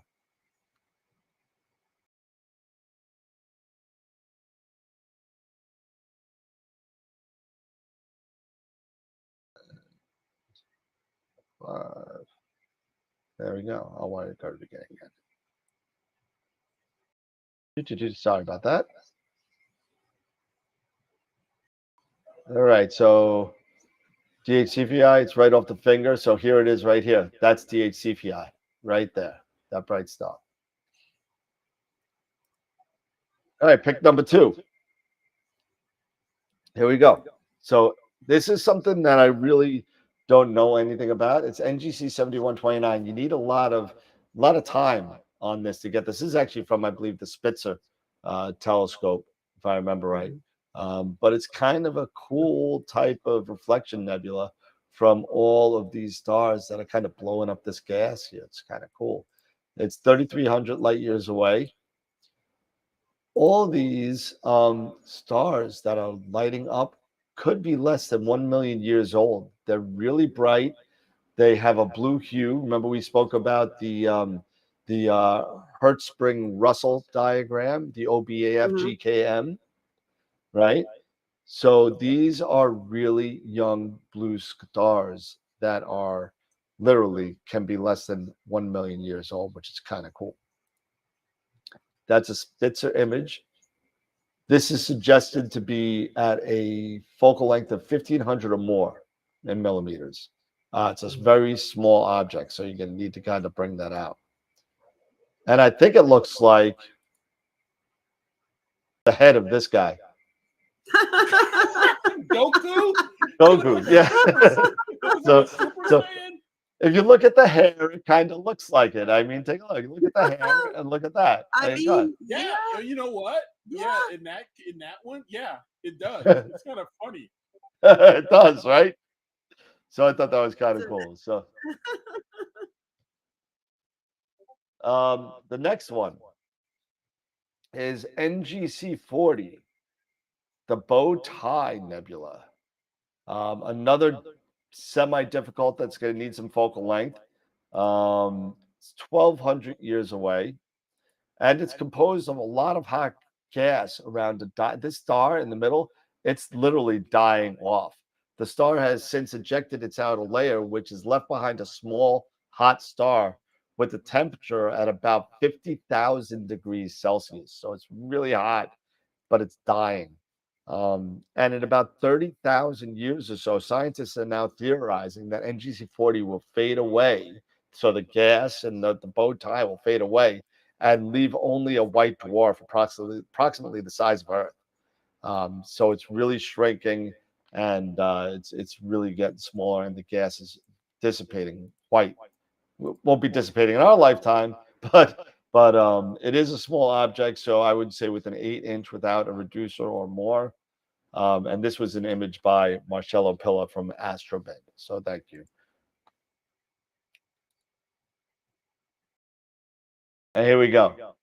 So the flying bat right here, along with OU4. This is SH2129. I know, Eric, you're doing a little bit on this, or I don't know. Did you finish it yet or no? No, I haven't. You're still getting data on that? So I'm looking forward to seeing Eric's results on this, because the flying bat isn't as hard as the squid. The squid is tough. The squid is, be prepared to do 30 hours or more on this object, unless if you have a RASA. Okay? Flying bat and squid, almost 10,000 light years away. Like I said, be prepared to do 30 hours on this. You might even need a mosaic, depending on what scope you have and what field of view you have. The flying bat is very big.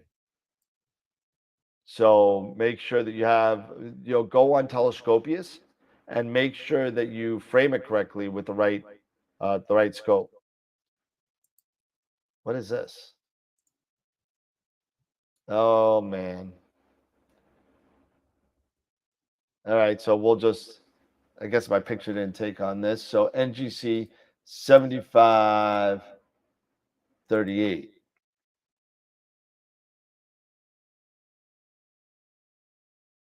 NGC 7538 is a really cool object here. And it's home to the largest protostar to date. So it's about 300 times this protostar, which I believe is this guy right here from this picture right here. It's 300 times the size of our solar system. Holy cow. This thing starts at the sun and extends all the way through Neptune. Ridiculously big. For those of you that don't know what a protostar is, so a protostar is a very young star.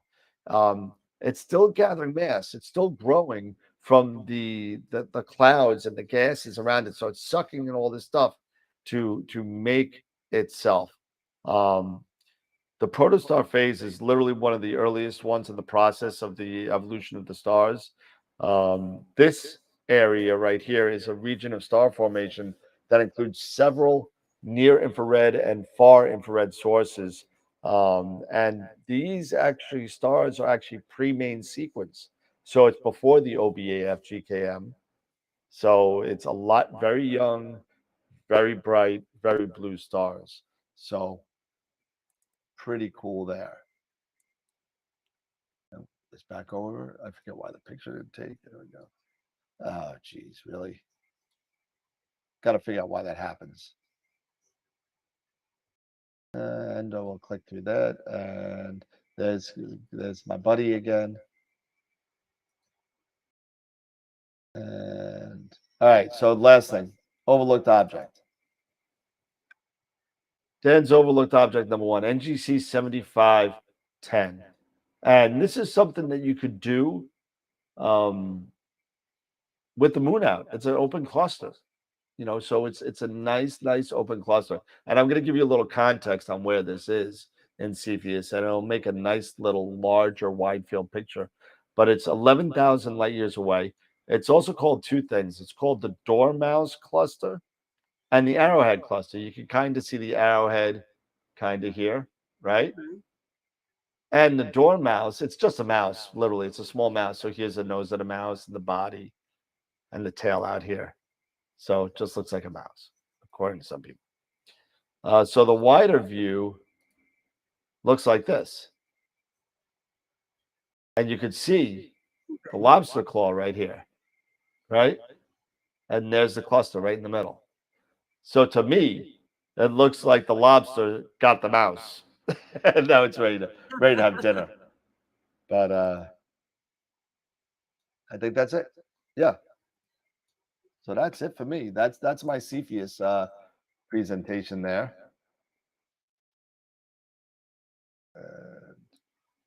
Did I put everyone to sleep?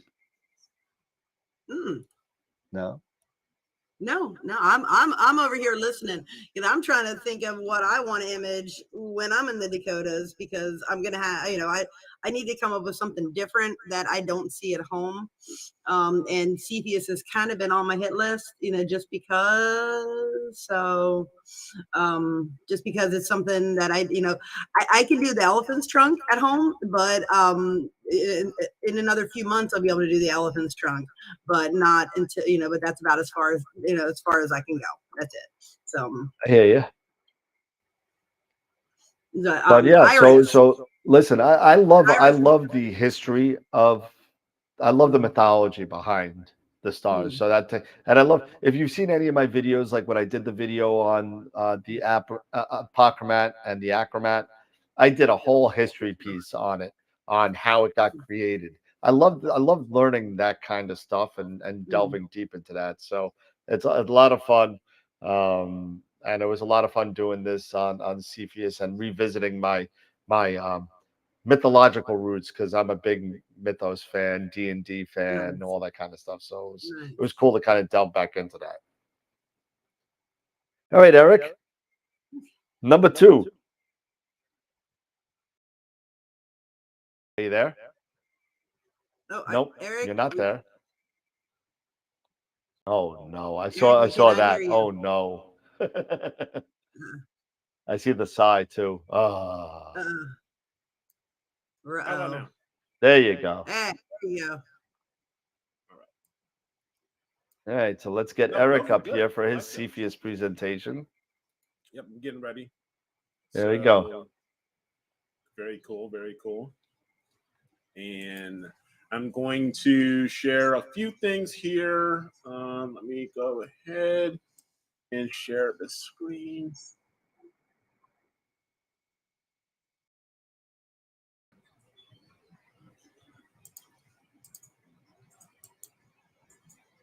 Okay.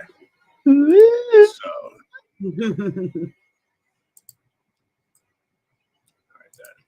You can do it. All right.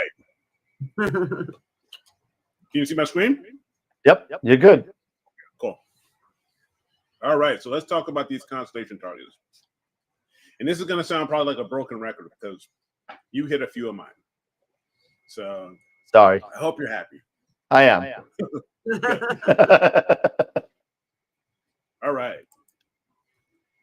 So as Dan was talking about Cepheus, it is one of the 48 that was listed by Ptolemy, and it does still remain one of the 88 constellations here in modern time. It is actually the 27th of the 27th largest constellation. And as Dan said, it is shaped like a house and visible right there next to Polaris. Excuse me. And it is a member of what they call the Perseus constellation family because of the mythos of everything, which includes Perseus, Andromeda, Cassiopeia, Cetus, and Pegasus. And it is visible at the latitude between 90 degrees and minus 10 degrees. And the brightest star is Alpha Cephei, or Aldebaran, with its magnitude of 2.5. Alphric, which is Beta Cephei, which is a magnitude of 3.23. Alrae, which is Gamma Cephei, which is a magnitude of 3.21. And there's also Mu Cephei, which is known as Herschel's Garnet Star, because it's such a deep red. It's a supergiant star, and its magnitude is 4.08. One thing that I did learn is that actually there are no Messier, and even though it says M52, I don't believe there are any Messier objects actually in the constellation of Cepheus, which I found pretty cool and pretty interesting. Yeah. Little tidbit there. So as we were talking about, a little bit about Andromeda, Cepheus in Greek mythology, who he is. So I'm not going to bore you with all of this, but you know who that picture looks like? Who does that look like? That looks the guy from Curb Your Enthusiasm. Larry David. Larry David. Okay. Who? You don't think so? Looks like Larry David. Larry David. Yeah, Larry David. Yep. No. All right, let's go drink the water here. So Cepheus was the king of Ethiopia, husband of Cassiopeia, and father of Andromeda. And, Cassiopeia thought she was, all hot stuff. She and Andromeda, their stuff didn't stink, and they wanted to say that we look better than the gods, And so, especially the Nereids, and Poseidon, who is the Nereids' baby daddy, was like ticked off and said, "You know what? Yeah, release the Kraken. I'm gonna sink all of y'all." And so basically, Perseus had to come in, kill Medusa, grab the head, kill the Kraken, save Andromeda. So all of these guys, they're all part of the Clash of the Titans mythos, Greek mythos, and the story of Perseus, which is kind of cool. I like that. That's one of the big things, especially with me in astronomy, that in the constellations, I just love Greek mythology, and it's just so cool to have these stories tied to it that have lasted since antiquity. So it's really, really cool. So let's talk about these deep sky targets here in Cepheus. All right, we have a few here, and these are some of my images that I've taken over the past few years. Some of them are listed, some of them are not. And these are what I would call the more frequently imaged deep sky targets, based off, especially like what I see in like with AstroBin and stuff like that. These are pretty, there are a lot of people who have imaged these types of these particular targets, and there's just dozens of, even hundreds maybe, of photos of these different targets. So you have NGC 7023, the Iris Nebula, 7380, which we talked about earlier, which is my rendition right here of the Wizard Nebula. This one I took with my FLT91 and the 2600 mono. We have, of course, one of the more well-known ones, I think, is the Elephant Trunk. Yep. IC 1396, which is the Diffuse Nebula. I have photographed it, but I'm not happy with that photograph. That's why I didn't put it up here. So I'm going to probably go after this one again. The Fireworks Galaxy, NGC 6946. Definitely, this is one, of course, for the Galaxy. You need to have a high focal length or a long focal length. This is one I took with my Edge HD8 here and my 294 monochrome camera. And we also talked recently, from Dan's presentation, NGC 7129, which is a star cluster combination, as well as having nebulosity, reflection nebulosity. And this is my rendition of this one, where where the one that Dan was showing was more, red. Mine, came out more blue. And this was also, you need a long focal length telescope. This one I used the Edge HD8 and the ASI 294 monochrome with this one as well. Now, next we will talk about what we call not so common deep sky targets. One of them is one that I photographed, is again a long focal length type of target. The Cave Nebula, it's a Sharpless 155. I took this with my former Zenith Star 126. So that was at around 900 and maybe 20 millimeters of focal length, and the ASI 533 one-shot color. We have Barnard 150, which is also known as the Seahorse Nebula. It is a dark nebula, and this is courtesy of Ron Brecher rather. This is his photo that you can see on his website at astro.ca. We have an image here of the Ghost, which is a reflection nebula. It's Sharpless 136. This one was taken by Adam Block at Mount Lemmon. And we have another, what I would call not so common target, which is this planetary nebula in NGC 7008, and which is very cool. Again, you need a long focal length telescope for this. This one is was taken by Don Goldman. So we have those. And next, these are a list of some faint targets that we have. We already saw, we talked about the bat and the squid, but another one you may want to also consider is the lion. I also have an image of the lion. It's not nearly as good as Sean's right here. This was taken by Sean Nielsen at visibledark.ca. And this is Sharpless 132. So it has a lot of great hydrogen as well as oxygen in here, similar, just like with Sharpless 129 and OU4, you're going to need to take some serious time with this. And this is in quite of a dense star field.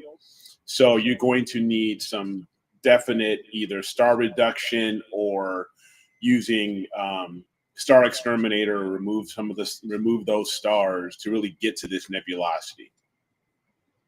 And lastly is also another dark nebula, which from out of Lens Dark Nebula catalog, LDN 1222. So you would want, maybe those are a few. Yeah, if you are up for a challenge, you might want to check these 3 targets out.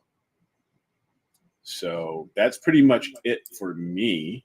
So, you know, thank you. Thank you very much. Appreciate Thank you very it. much. Thank you. Thank you very much. So all hail the king, baby. Oh yeah. Everybody jump the queen. Yep. So let's see here. All right. Pretty cool. So we had some comments on the in the chat, and I'm doing some thinking, and I think great job, Eric. By the way, great job on that stuff. Thanks, but I'm thinking it might be a little redundant when we both do the same one. I'm thinking maybe one of us does a northern and one of us does a southern. What do you think? We can look into that. We can discuss that. You know, either that or like if we don't do necessarily that, but we just discuss between you and me. You know, we'll discuss on well, you know, you'll do this one and I'll do this one. So one or the other. I'm just worried about getting through the constellations before the year's out. Oh yeah. Oh no, it's going to take us a while because we just got started with this. We're just on number. Maybe you guys could do like one of you got 88. Maybe if like one of you guys did you know, one did like wide field, you know, targets, and one did, you know, something or like the longer focal length. Yeah. Sorry. No, you're good. You're good. My brain literally shut down on June 15th. Okay, like words are hard right now. Yeah, one of you did the longer focal length, and one of you did like the wider field. So we'll figure out. We'll talk over the weekend, and we'll get it out. Yeah, you know, even I gotta jump in at one point. Cassiopeia. Yeah, man, you do. Before the summer's out, I got to do a PowerPoint. You really do. I got to. No, I do. I need to plan ahead. Dan's challenged us. You know, we tried that, and I think that we both come up with the same stuff anyway. So yeah. So I think maybe, you know, we'll figure something out over the week, so it's not as redundant as or like one do narrowband, one do one shot color or something like that. And this, you know, yeah, we can definitely talk about it. You know, we can figure something out. We can put our heads together. We's intelligence. We got intelligence.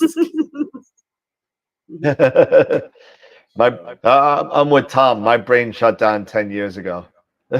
Yeah, for sure. Yeah, I say June 15th. I'm giving myself too much credit. Yep. Yeah, definitely. Like Kevin, you know, we can definitely look at that, you know, doing different focal length targets because you have more of a you have more refractors, so you do more of the shorter length. Oh, that may change very soon. So oh yeah? That may change very soon. So I'm still a refractor guy, but I have the urging to go a little deeper. Yeah. So hey, there you go. I like this one from Gideon. You can do either one of us. One of us can do Cassiopeia. One of us can do Perseus. Which one you want? Hey, we'll flip a coin. Ready? I'll flip an AstroWorld keychain. Okay. Heads. Nothing for the tails. All right. You ready? And you call it. You ready? Right. Here we go. All right. Tails. Heads. What is that? That's heads. All right. What are you taking? You know what? I'm going to be nice because I think I'm going to be nice. I think you're going to be nice. Eric likes Cassiopeia. So I'll take Perseus because I know Eric's got some good photos in Cassiopeia. I get it. So you could have Cassiopeia and I'll do Perseus. All right. Right on. Right. Jess, are you going to be here next Friday or no? I will not. Okay. I Oh, will wait. be. No, neither will I. I'll be in Nebraska. So Yeah, really. Yeah, I'll be on Really? my way None of us will be. to. We're I taking a should little be by hiatus. Friday. I should be in South Dakota. So yeah, so Wednesday will be our last show until I return from Nebraska. Um, Brass. Nebraska with the corn. You know what? I want to run into a cornfield in Nebraska and say, Outlander, we have your woman. So, that's what I want to when do. when do you get back God. from your trip? It won't be the next show won't be till the following Wednesday. So it's 2 weeks from last Wednesday. So So it's like the Okay. 19th something like that. is the next No. show. Okay. And then we Yeah, I will not Is be it the back 19th until 19th? like. next show? I'll look at my calendar. Hold on a second. So July. So I leave the 14th. No, the 26th. The 26th. So Okay. Okay. we do the 12th. We're off the 14th, 19, and 21. Okay. Mhm. And then we come back to All right. 26. Gotcha. Um, I And then the should be back for 29th the 20th. is Helena's Astro. Yeah. Okay. Oh, that's right. That's a Saturday. Okay. No, it's a Friday. The Oh, it's a 29th? Saturday. It is a Saturday. 29th is a Saturday. Yeah, Helena's a Saturday, isn't she? Yeah, she Yeah. is a Saturday. Yeah. Okay. I should be on for the 28th. I think I'm getting home on the 25th or 26th. Well, keep an eye out. No doubt. Keep an eye out for my craziness on YouTube Live while I'm driving cross country, and I'm definitely going to do a Absolutely. YouTube Live from the hometown of Captain James T. Kirk. I'm definitely going to have to do that. Yes. So Please do that. I will be looking forward to that one. Yeah, I will probably be posting photos of the world's largest sandhill crane, Salem Sioux, the world's largest fiberglass cow, all those important things to see in life. I hear you. I'm thinking about maybe doing something kind of funky with a green screen, but I might bring it. Absolutely I should. might bring it with me. You absolutely should. So we shall see. No. Where else are you stopping Yeah, I mean, between? Oh, so basically, there's really nothing in between New York and like Iowa. There's nothing there. What is it? Cherry Springs, there's Pittsburgh, there's Illinois, there's Ohio, what's in Ohio? There's nothing in Ohio. There's nothing there. Sorry, anybody who lives in Ohio, there's nothing there. But there's Cleveland. it's Cleveland. Only if Cleveland from Family Guy is going to be there would I ever go to Cleveland again. You got the So Rock and Roll Hall of Fame there. You have the house from Christmas Story. oh, that is true. That is true. All right, yeah, I forgot about that. But our first stop is probably going to be Eric's house for lunch. so no, I'm calling Robin. I'm gonna do Robin. I got you $50. But I mean, we're gonna hit. We may not hit things on the way. We may be doing stuff on the way back because we gotta be in Nebraska by Sunday morning Okay. because one of our cousins are leaving Monday morning, and I've never met her, just on Zoom. But we want to see if we can catch up with her because Jen hasn't seen her in 20 years. So yeah, so we're gonna want to catch that and get over there. And so we're gonna do that. We're gonna stay in Omaha for a couple of days, and then drive up to Valentine, right? The Newport Aquarium. I spent a month in Cleveland 1 week. That's awesome. That's like 100% of baseball is 90% mental. So, and then when figuring which days are good for the Star Party, go up to Valentine for the Star Party. Meet up with Star Lancer. I don't know if he's still in the chat, but meet up with him. Nice. And then from there, depending on the weather, 2 hours north of that is Mount Rushmore. So we're gonna hit Mount Rushmore, And then 2 hours west of Mount Rushmore is Devil's Tower. So we're going to hit Devil's Tower. And I swear I'm getting some water-based mashed potatoes just so I can. Okay, so you're going to have to let me know when you're going to be there. You're going to have to let me know when because that's on, like, because we're going to be in that area. Yeah, like the whole we're not going to Mount Rushmore, but we're going to be in the Badlands, and we are going to. I've got Devil's Tower on my itinerary. Well, if that's on your itinerary, maybe we could all hook up and go to Devil's Tower together. Yeah, I mean, as long as you don't mind 4 chihuahuas. I have one. That's enough. I'm gonna say 4 of them. Listen, let me tell you something. Those chihuahuas, they are some mean little jerk offs. So I will kick one of those mother effers right off Devil's Tower, and they will go far. I hope I hope they calm down around me. The last time I was around all 4 of them, it was like I couldn't move because they all were just like around me. Just I'm like, I'm afraid there's some mean guys. So. But yeah, so like Devil's Tower, and if you're gonna be in that area, okay, like so wall drug is wall drug. What's a wall drug? Wall drug. It's a stupid. It's the precursor to Walgreens. That's where I was going to. It's just one of those kitschy type stops. Where is it? Hang on. Wall drug. It sounds like something from like the Lord of the Rings, like the Balrog. No, it's just out there. It's they should do that. It's the Balrog versus a wall drug. Sounds like a movie. It's outside of the Badlands, and it's I enjoy it because they have like lots of stupid stuff. They have like a giant jackalope and stuff like that. I mean, but it's just jackalope. Jackalope. Oh yeah. Yes. Oh my. Jackalope. That sounds frightening. Jackalopes are so cool. I don't even know what one looks like. I'm gonna have to look and see what it looks like. If you head to that area at all, if you are in southwestern South Dakota, you will. I mean, you won't actually see one. I mean, if you actually do see one, get a picture of it. But you will see it jackalopes in little ones. But they're just like they're little rabbits with the antlers all over them. It's their thing, I guess. I don't know. Oh my God, what the hell is this thing? This can't be real. Is this a real thing? Or you're BSing me? I mean, that's a jackalope. It's not an actual. That's what the hell is that? The jackalope.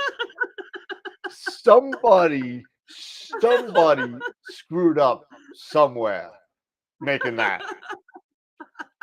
What the hell is that? It's a bunny with. It's a bunny stag. It's a bunny stag. What is that? Jackalope. Oh my. Go to Wall Drug and you can ride on one. Ride on one? Did it make? Is there more? Is there bigger ones that you can ride on one? These things are small. Okay, Google, since you're in there, since you have hit. Oh, look at the poor jackalope. Just Google Wall Drug. Wall Drug, South Dakota, and a trophy, a wall trophy. Well, somebody shot that poor bunny. Wall Drug. I hope that's why you spell it. Wall Drug. It's a shopping mall in South Dakota. Yeah, and as you can see, the one picture down there, you see the giant jackalope. There it is. Oh, look at that. Hold on. Yeah, I see it down at the bottom. Let me see. There it is. Oh my. It's one of those destinations, like we'll go there just because why not? And get your I gotta do this on live TV today. And you too could get your ride on the jackalope at the Lost Black Sheep Cousins of Walmart at the Wall Drugs. I love it. Dan, I think you need to run that off the rails footage. I think we have officially gone off the rails. Oh I don't know where the button is anymore. Oh, there it is. Oh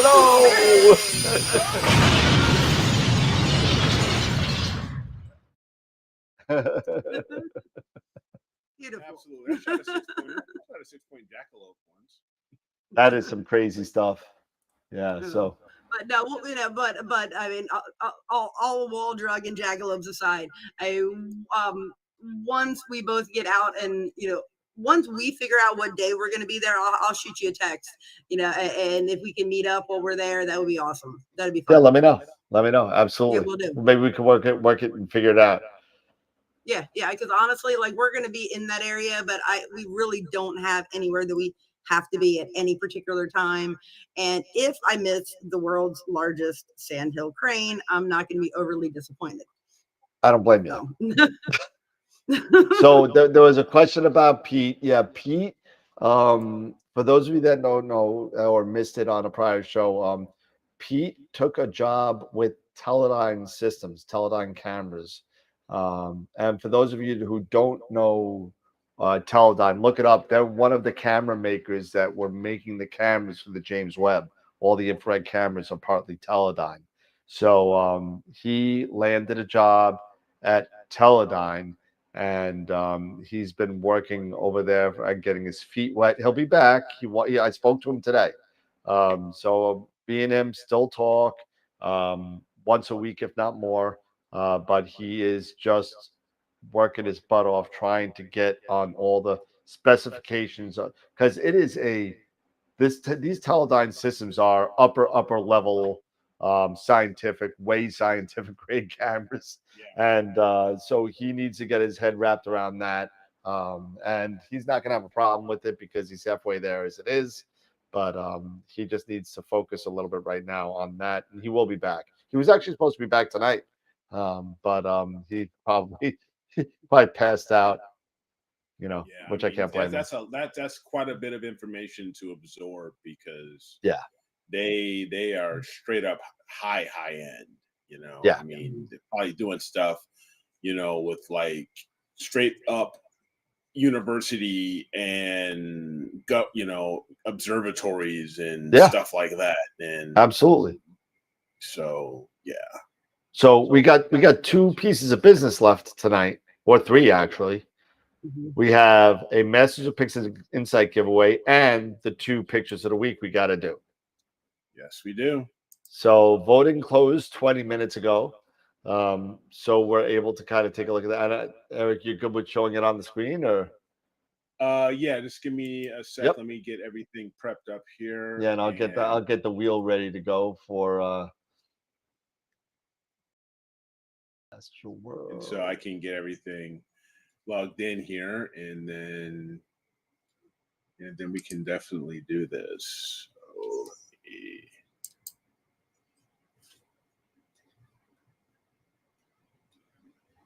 okay, yeah, we ended up. Voting is closed. Looks like we have 23 votes.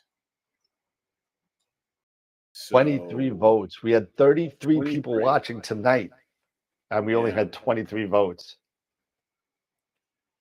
Yep.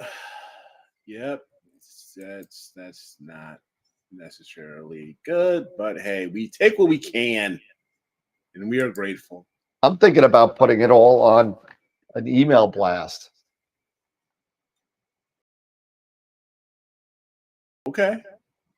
I'm thinking about doing that just to get more votes. I sent it to 2,000 people. Maybe we get more than 23 votes. Yeah. Why not? Let's take it. We can do that. So let me go here. In the world, right?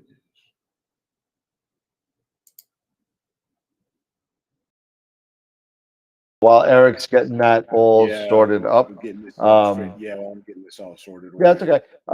Masters of Pix Insight. We're doing a giveaway of a workshop for them as well. And their next, I'm trying to do this and type and talk at the same time. Masters of Why isn't it coming up? Pix Insight. Their next one, I think, is the 17th, which is 10 days, 18th, Tuesday, the 18th.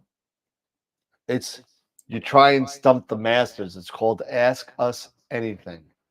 And they do this at the end of every rotation of the classes. Basically, you just go there with the questions that you have on Pix Insight, and you can ask them anything that you want to ask them. You need to email in your questions. You can't just shoot them out, but you can email them, and they will answer your questions for you. And that's on July 18th, 2023, which is 11 days from tonight. So that is pretty cool. How you doing over there, Eric? The website's acting kind of weird when I'm going to the image contest. So it keeps looping on me. So just let it loop. Let it loop. Hit the X and then reload. Yeah, that's what I've been doing. And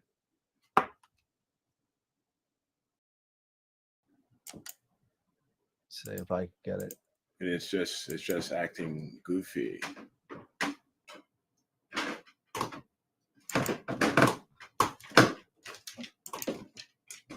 Yeah, mine just loaded 5, 6. Sometimes it takes some time because the pictures are big. Yeah, but these pictures shouldn't be big. I mean, let me go here.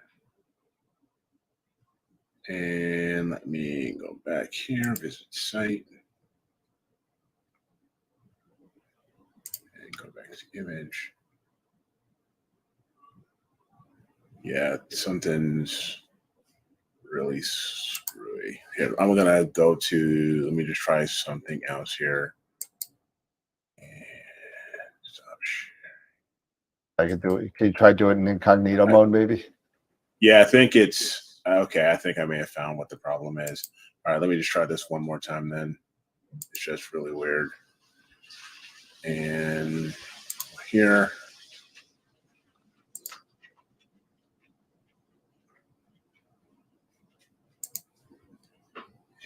And all right.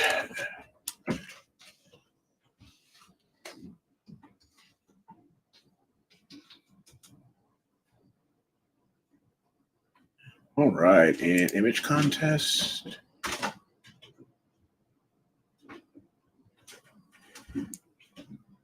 It is.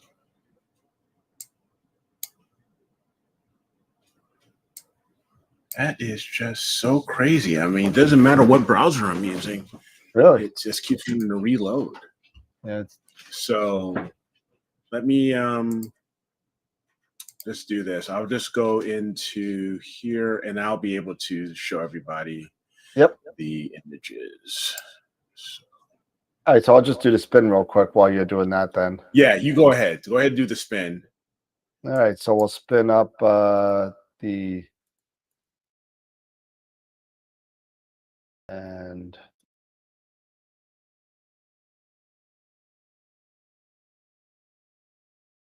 okay.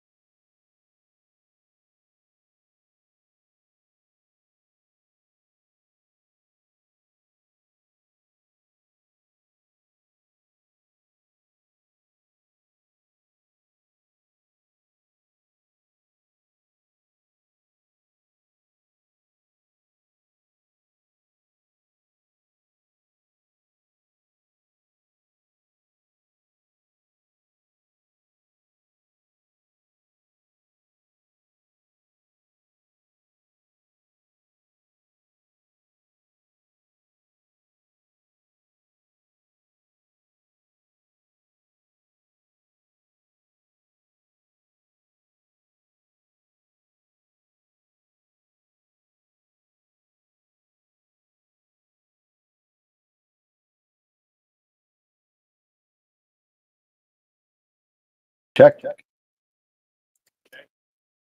Check one. Check. All right, I'm doing it manually. Something got messed up over here. So hold on a second. I'm going to get everybody back. All right, Eric, I got you. Jesse, I got you. And where's Jesse?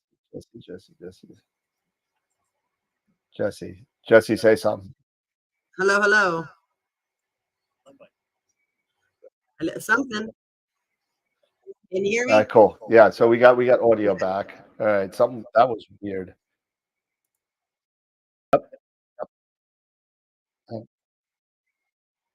Whoa. I don't know what happened there, but it's definitely gonna minimize this. Mute the site. All right, cool. So all right, so we're back. I don't know if you could do yours, Eric. I can't show mine. It looks like my desktop capture is crashing something. So if you could show yours though.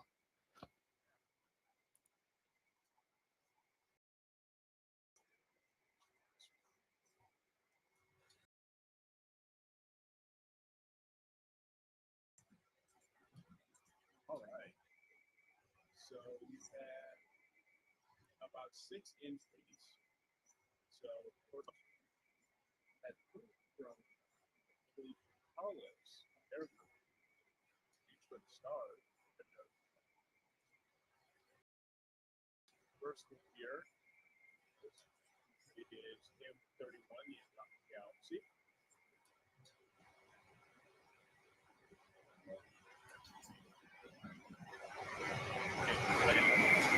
Also had basic here. Dark Nebula, that would be in 1235.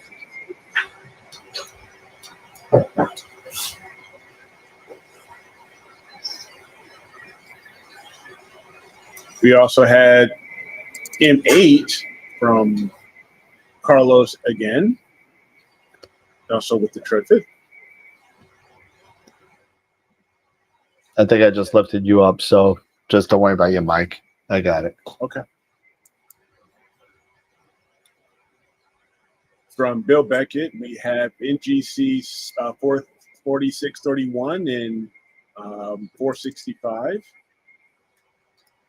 The Whale and the Hockey Stick nebulas.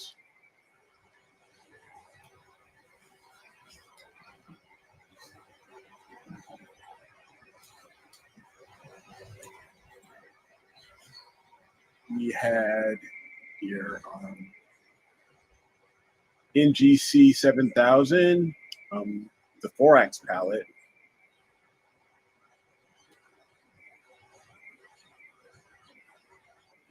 Oh, that's nice.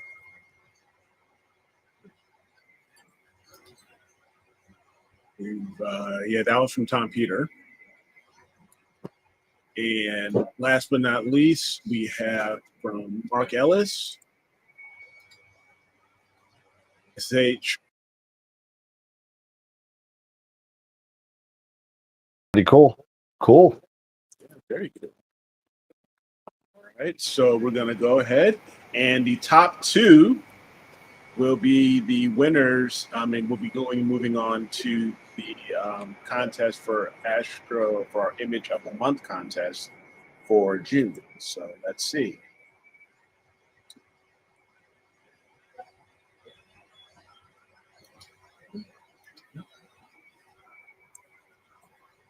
We got 23 votes.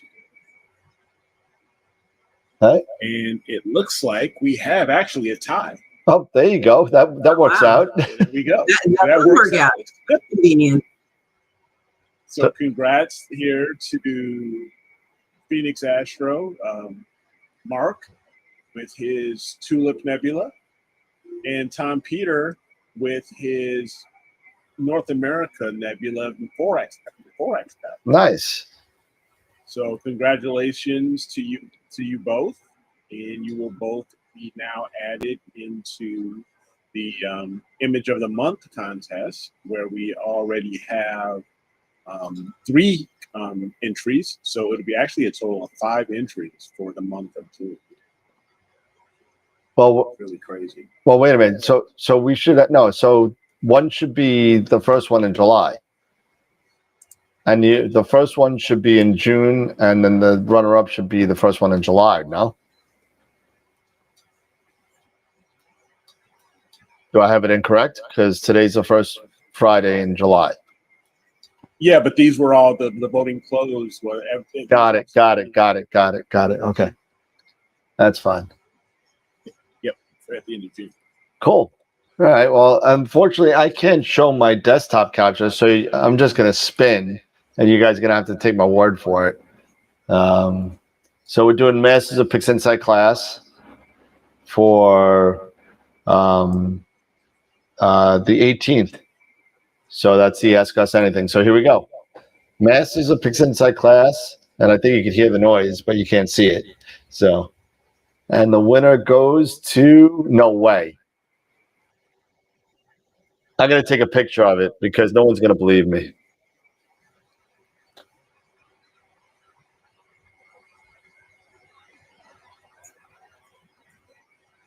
Who's that? I don't see it. Can't read it. You're in focus. You're out of focus. Oh my gosh. Ellis? Nice. Mark Nice. Ellis. Mark won that too. That too? No one's going to believe it, but yeah, there you go, Mark. Congratulations, Mark. Right? Oh my goodness. All right. Well, there you go, Mark. So you won a picture of the week, and then you won a Masters of Pix Insight class. So there you go. So congrats to everybody. We'll talk about what we're doing on not this Friday, not next Friday, but the following Friday. As far as what constellations we're going to be doing on that week. That will be in August at that point. So, all right, cool. So, getting these 2 images moved over, and Tom's over into the image of the month contest. I'll work on that. If not tonight, first thing in the morning tomorrow, and we'll get that up and live so everybody can start voting, because I guess you'll have until mid-July to vote for the June picture or image of the month. Image of the month. Yeah. So pretty cool. Awesome. Yeah. All right. Another great show, everybody. Nice job to everybody. Thank you to everybody in the chat. You know, everybody that's 30 people as we get. I think this is the first time I saw 30 people and 30 thumbs up. So, I mean, I think that's right. There you go. So, I guess final thoughts for everybody. How about that? Yeah. Jesse, why don't you go first? Hey guys, it's always great seeing you. You know, always have a great time. Really hoping that when I see you guys, I have had some imaging under my belt. You know, so congratulations to our Picture of the Week winners. Definitely, Mark. Yeah, so it's your night. Go do something. You know, but no, congratulations, guys. I'm sorry. I'm hearing an echo. So. It could be the glitch in there, so I apologize. So. Yeah. It's the glitch. So I will just say, guys, it's been a great show. Everybody, have a great night. Sorry, I can't hear myself. That's okay, no problem. I got you. Eric? No, again, I'll echo what Jess is saying. A very good show. Great, I really, really enjoy doing these constellation presentations. And maybe you and I will talk, we'll talk a little bit later, or we can make this decision now, because I think anyone even suggesting, since we're going to be out, for a while, maybe we can do the next 2 constellations, Perseus and Cassiopeia, do them on Wednesday and present them on Wednesday. Why not? Sure. And I'm fine with that. I'm okay with that. Definitely do that. I can work on more for this weekend. Yep. So totally. That'll work. So yeah. And but again, everyone have a great weekend. Don't forget to vote for Image of the Month. We have, voting will be open by the end of this weekend rather. So I may just go ahead and post something within Discord and let everyone know. If you're on Discord, check us out there on Discord. Look for my alert, to let everyone know that voting is open. And if you're not on Discord, what are you waiting for? Get onto Discord. Yeah, we broke 130 people on Discord, so got a lot of people on that. We're getting ready to break 2,000 members on YouTube, so we're getting close to that milestone. So it's gonna happen pretty soon. So I mean, it's gonna be pretty cool. So that being said, I mean, thank you everybody for all the support over the past couple of years of watching us and dealing with us being off the rails and craziness and and all that kind of stuff. So thank you so much to everybody for sticking with us, and I hope that you're getting just as much as we're getting out of doing it. So I really appreciate everything, and I know we all do. So that being said, I think that's all we got for tonight, everybody. Remember, we got July 29th, we got Helena's Astro, and watch out on the website for new and upcoming guest speakers, which will start to fill up again as we start to exit the third quarter into the fourth quarter when people start to kind of slow down again. So, and don't forget, I'm starting to build up the Astropalooza coming up. It's going to be another crazy day. So, everybody, have a good night.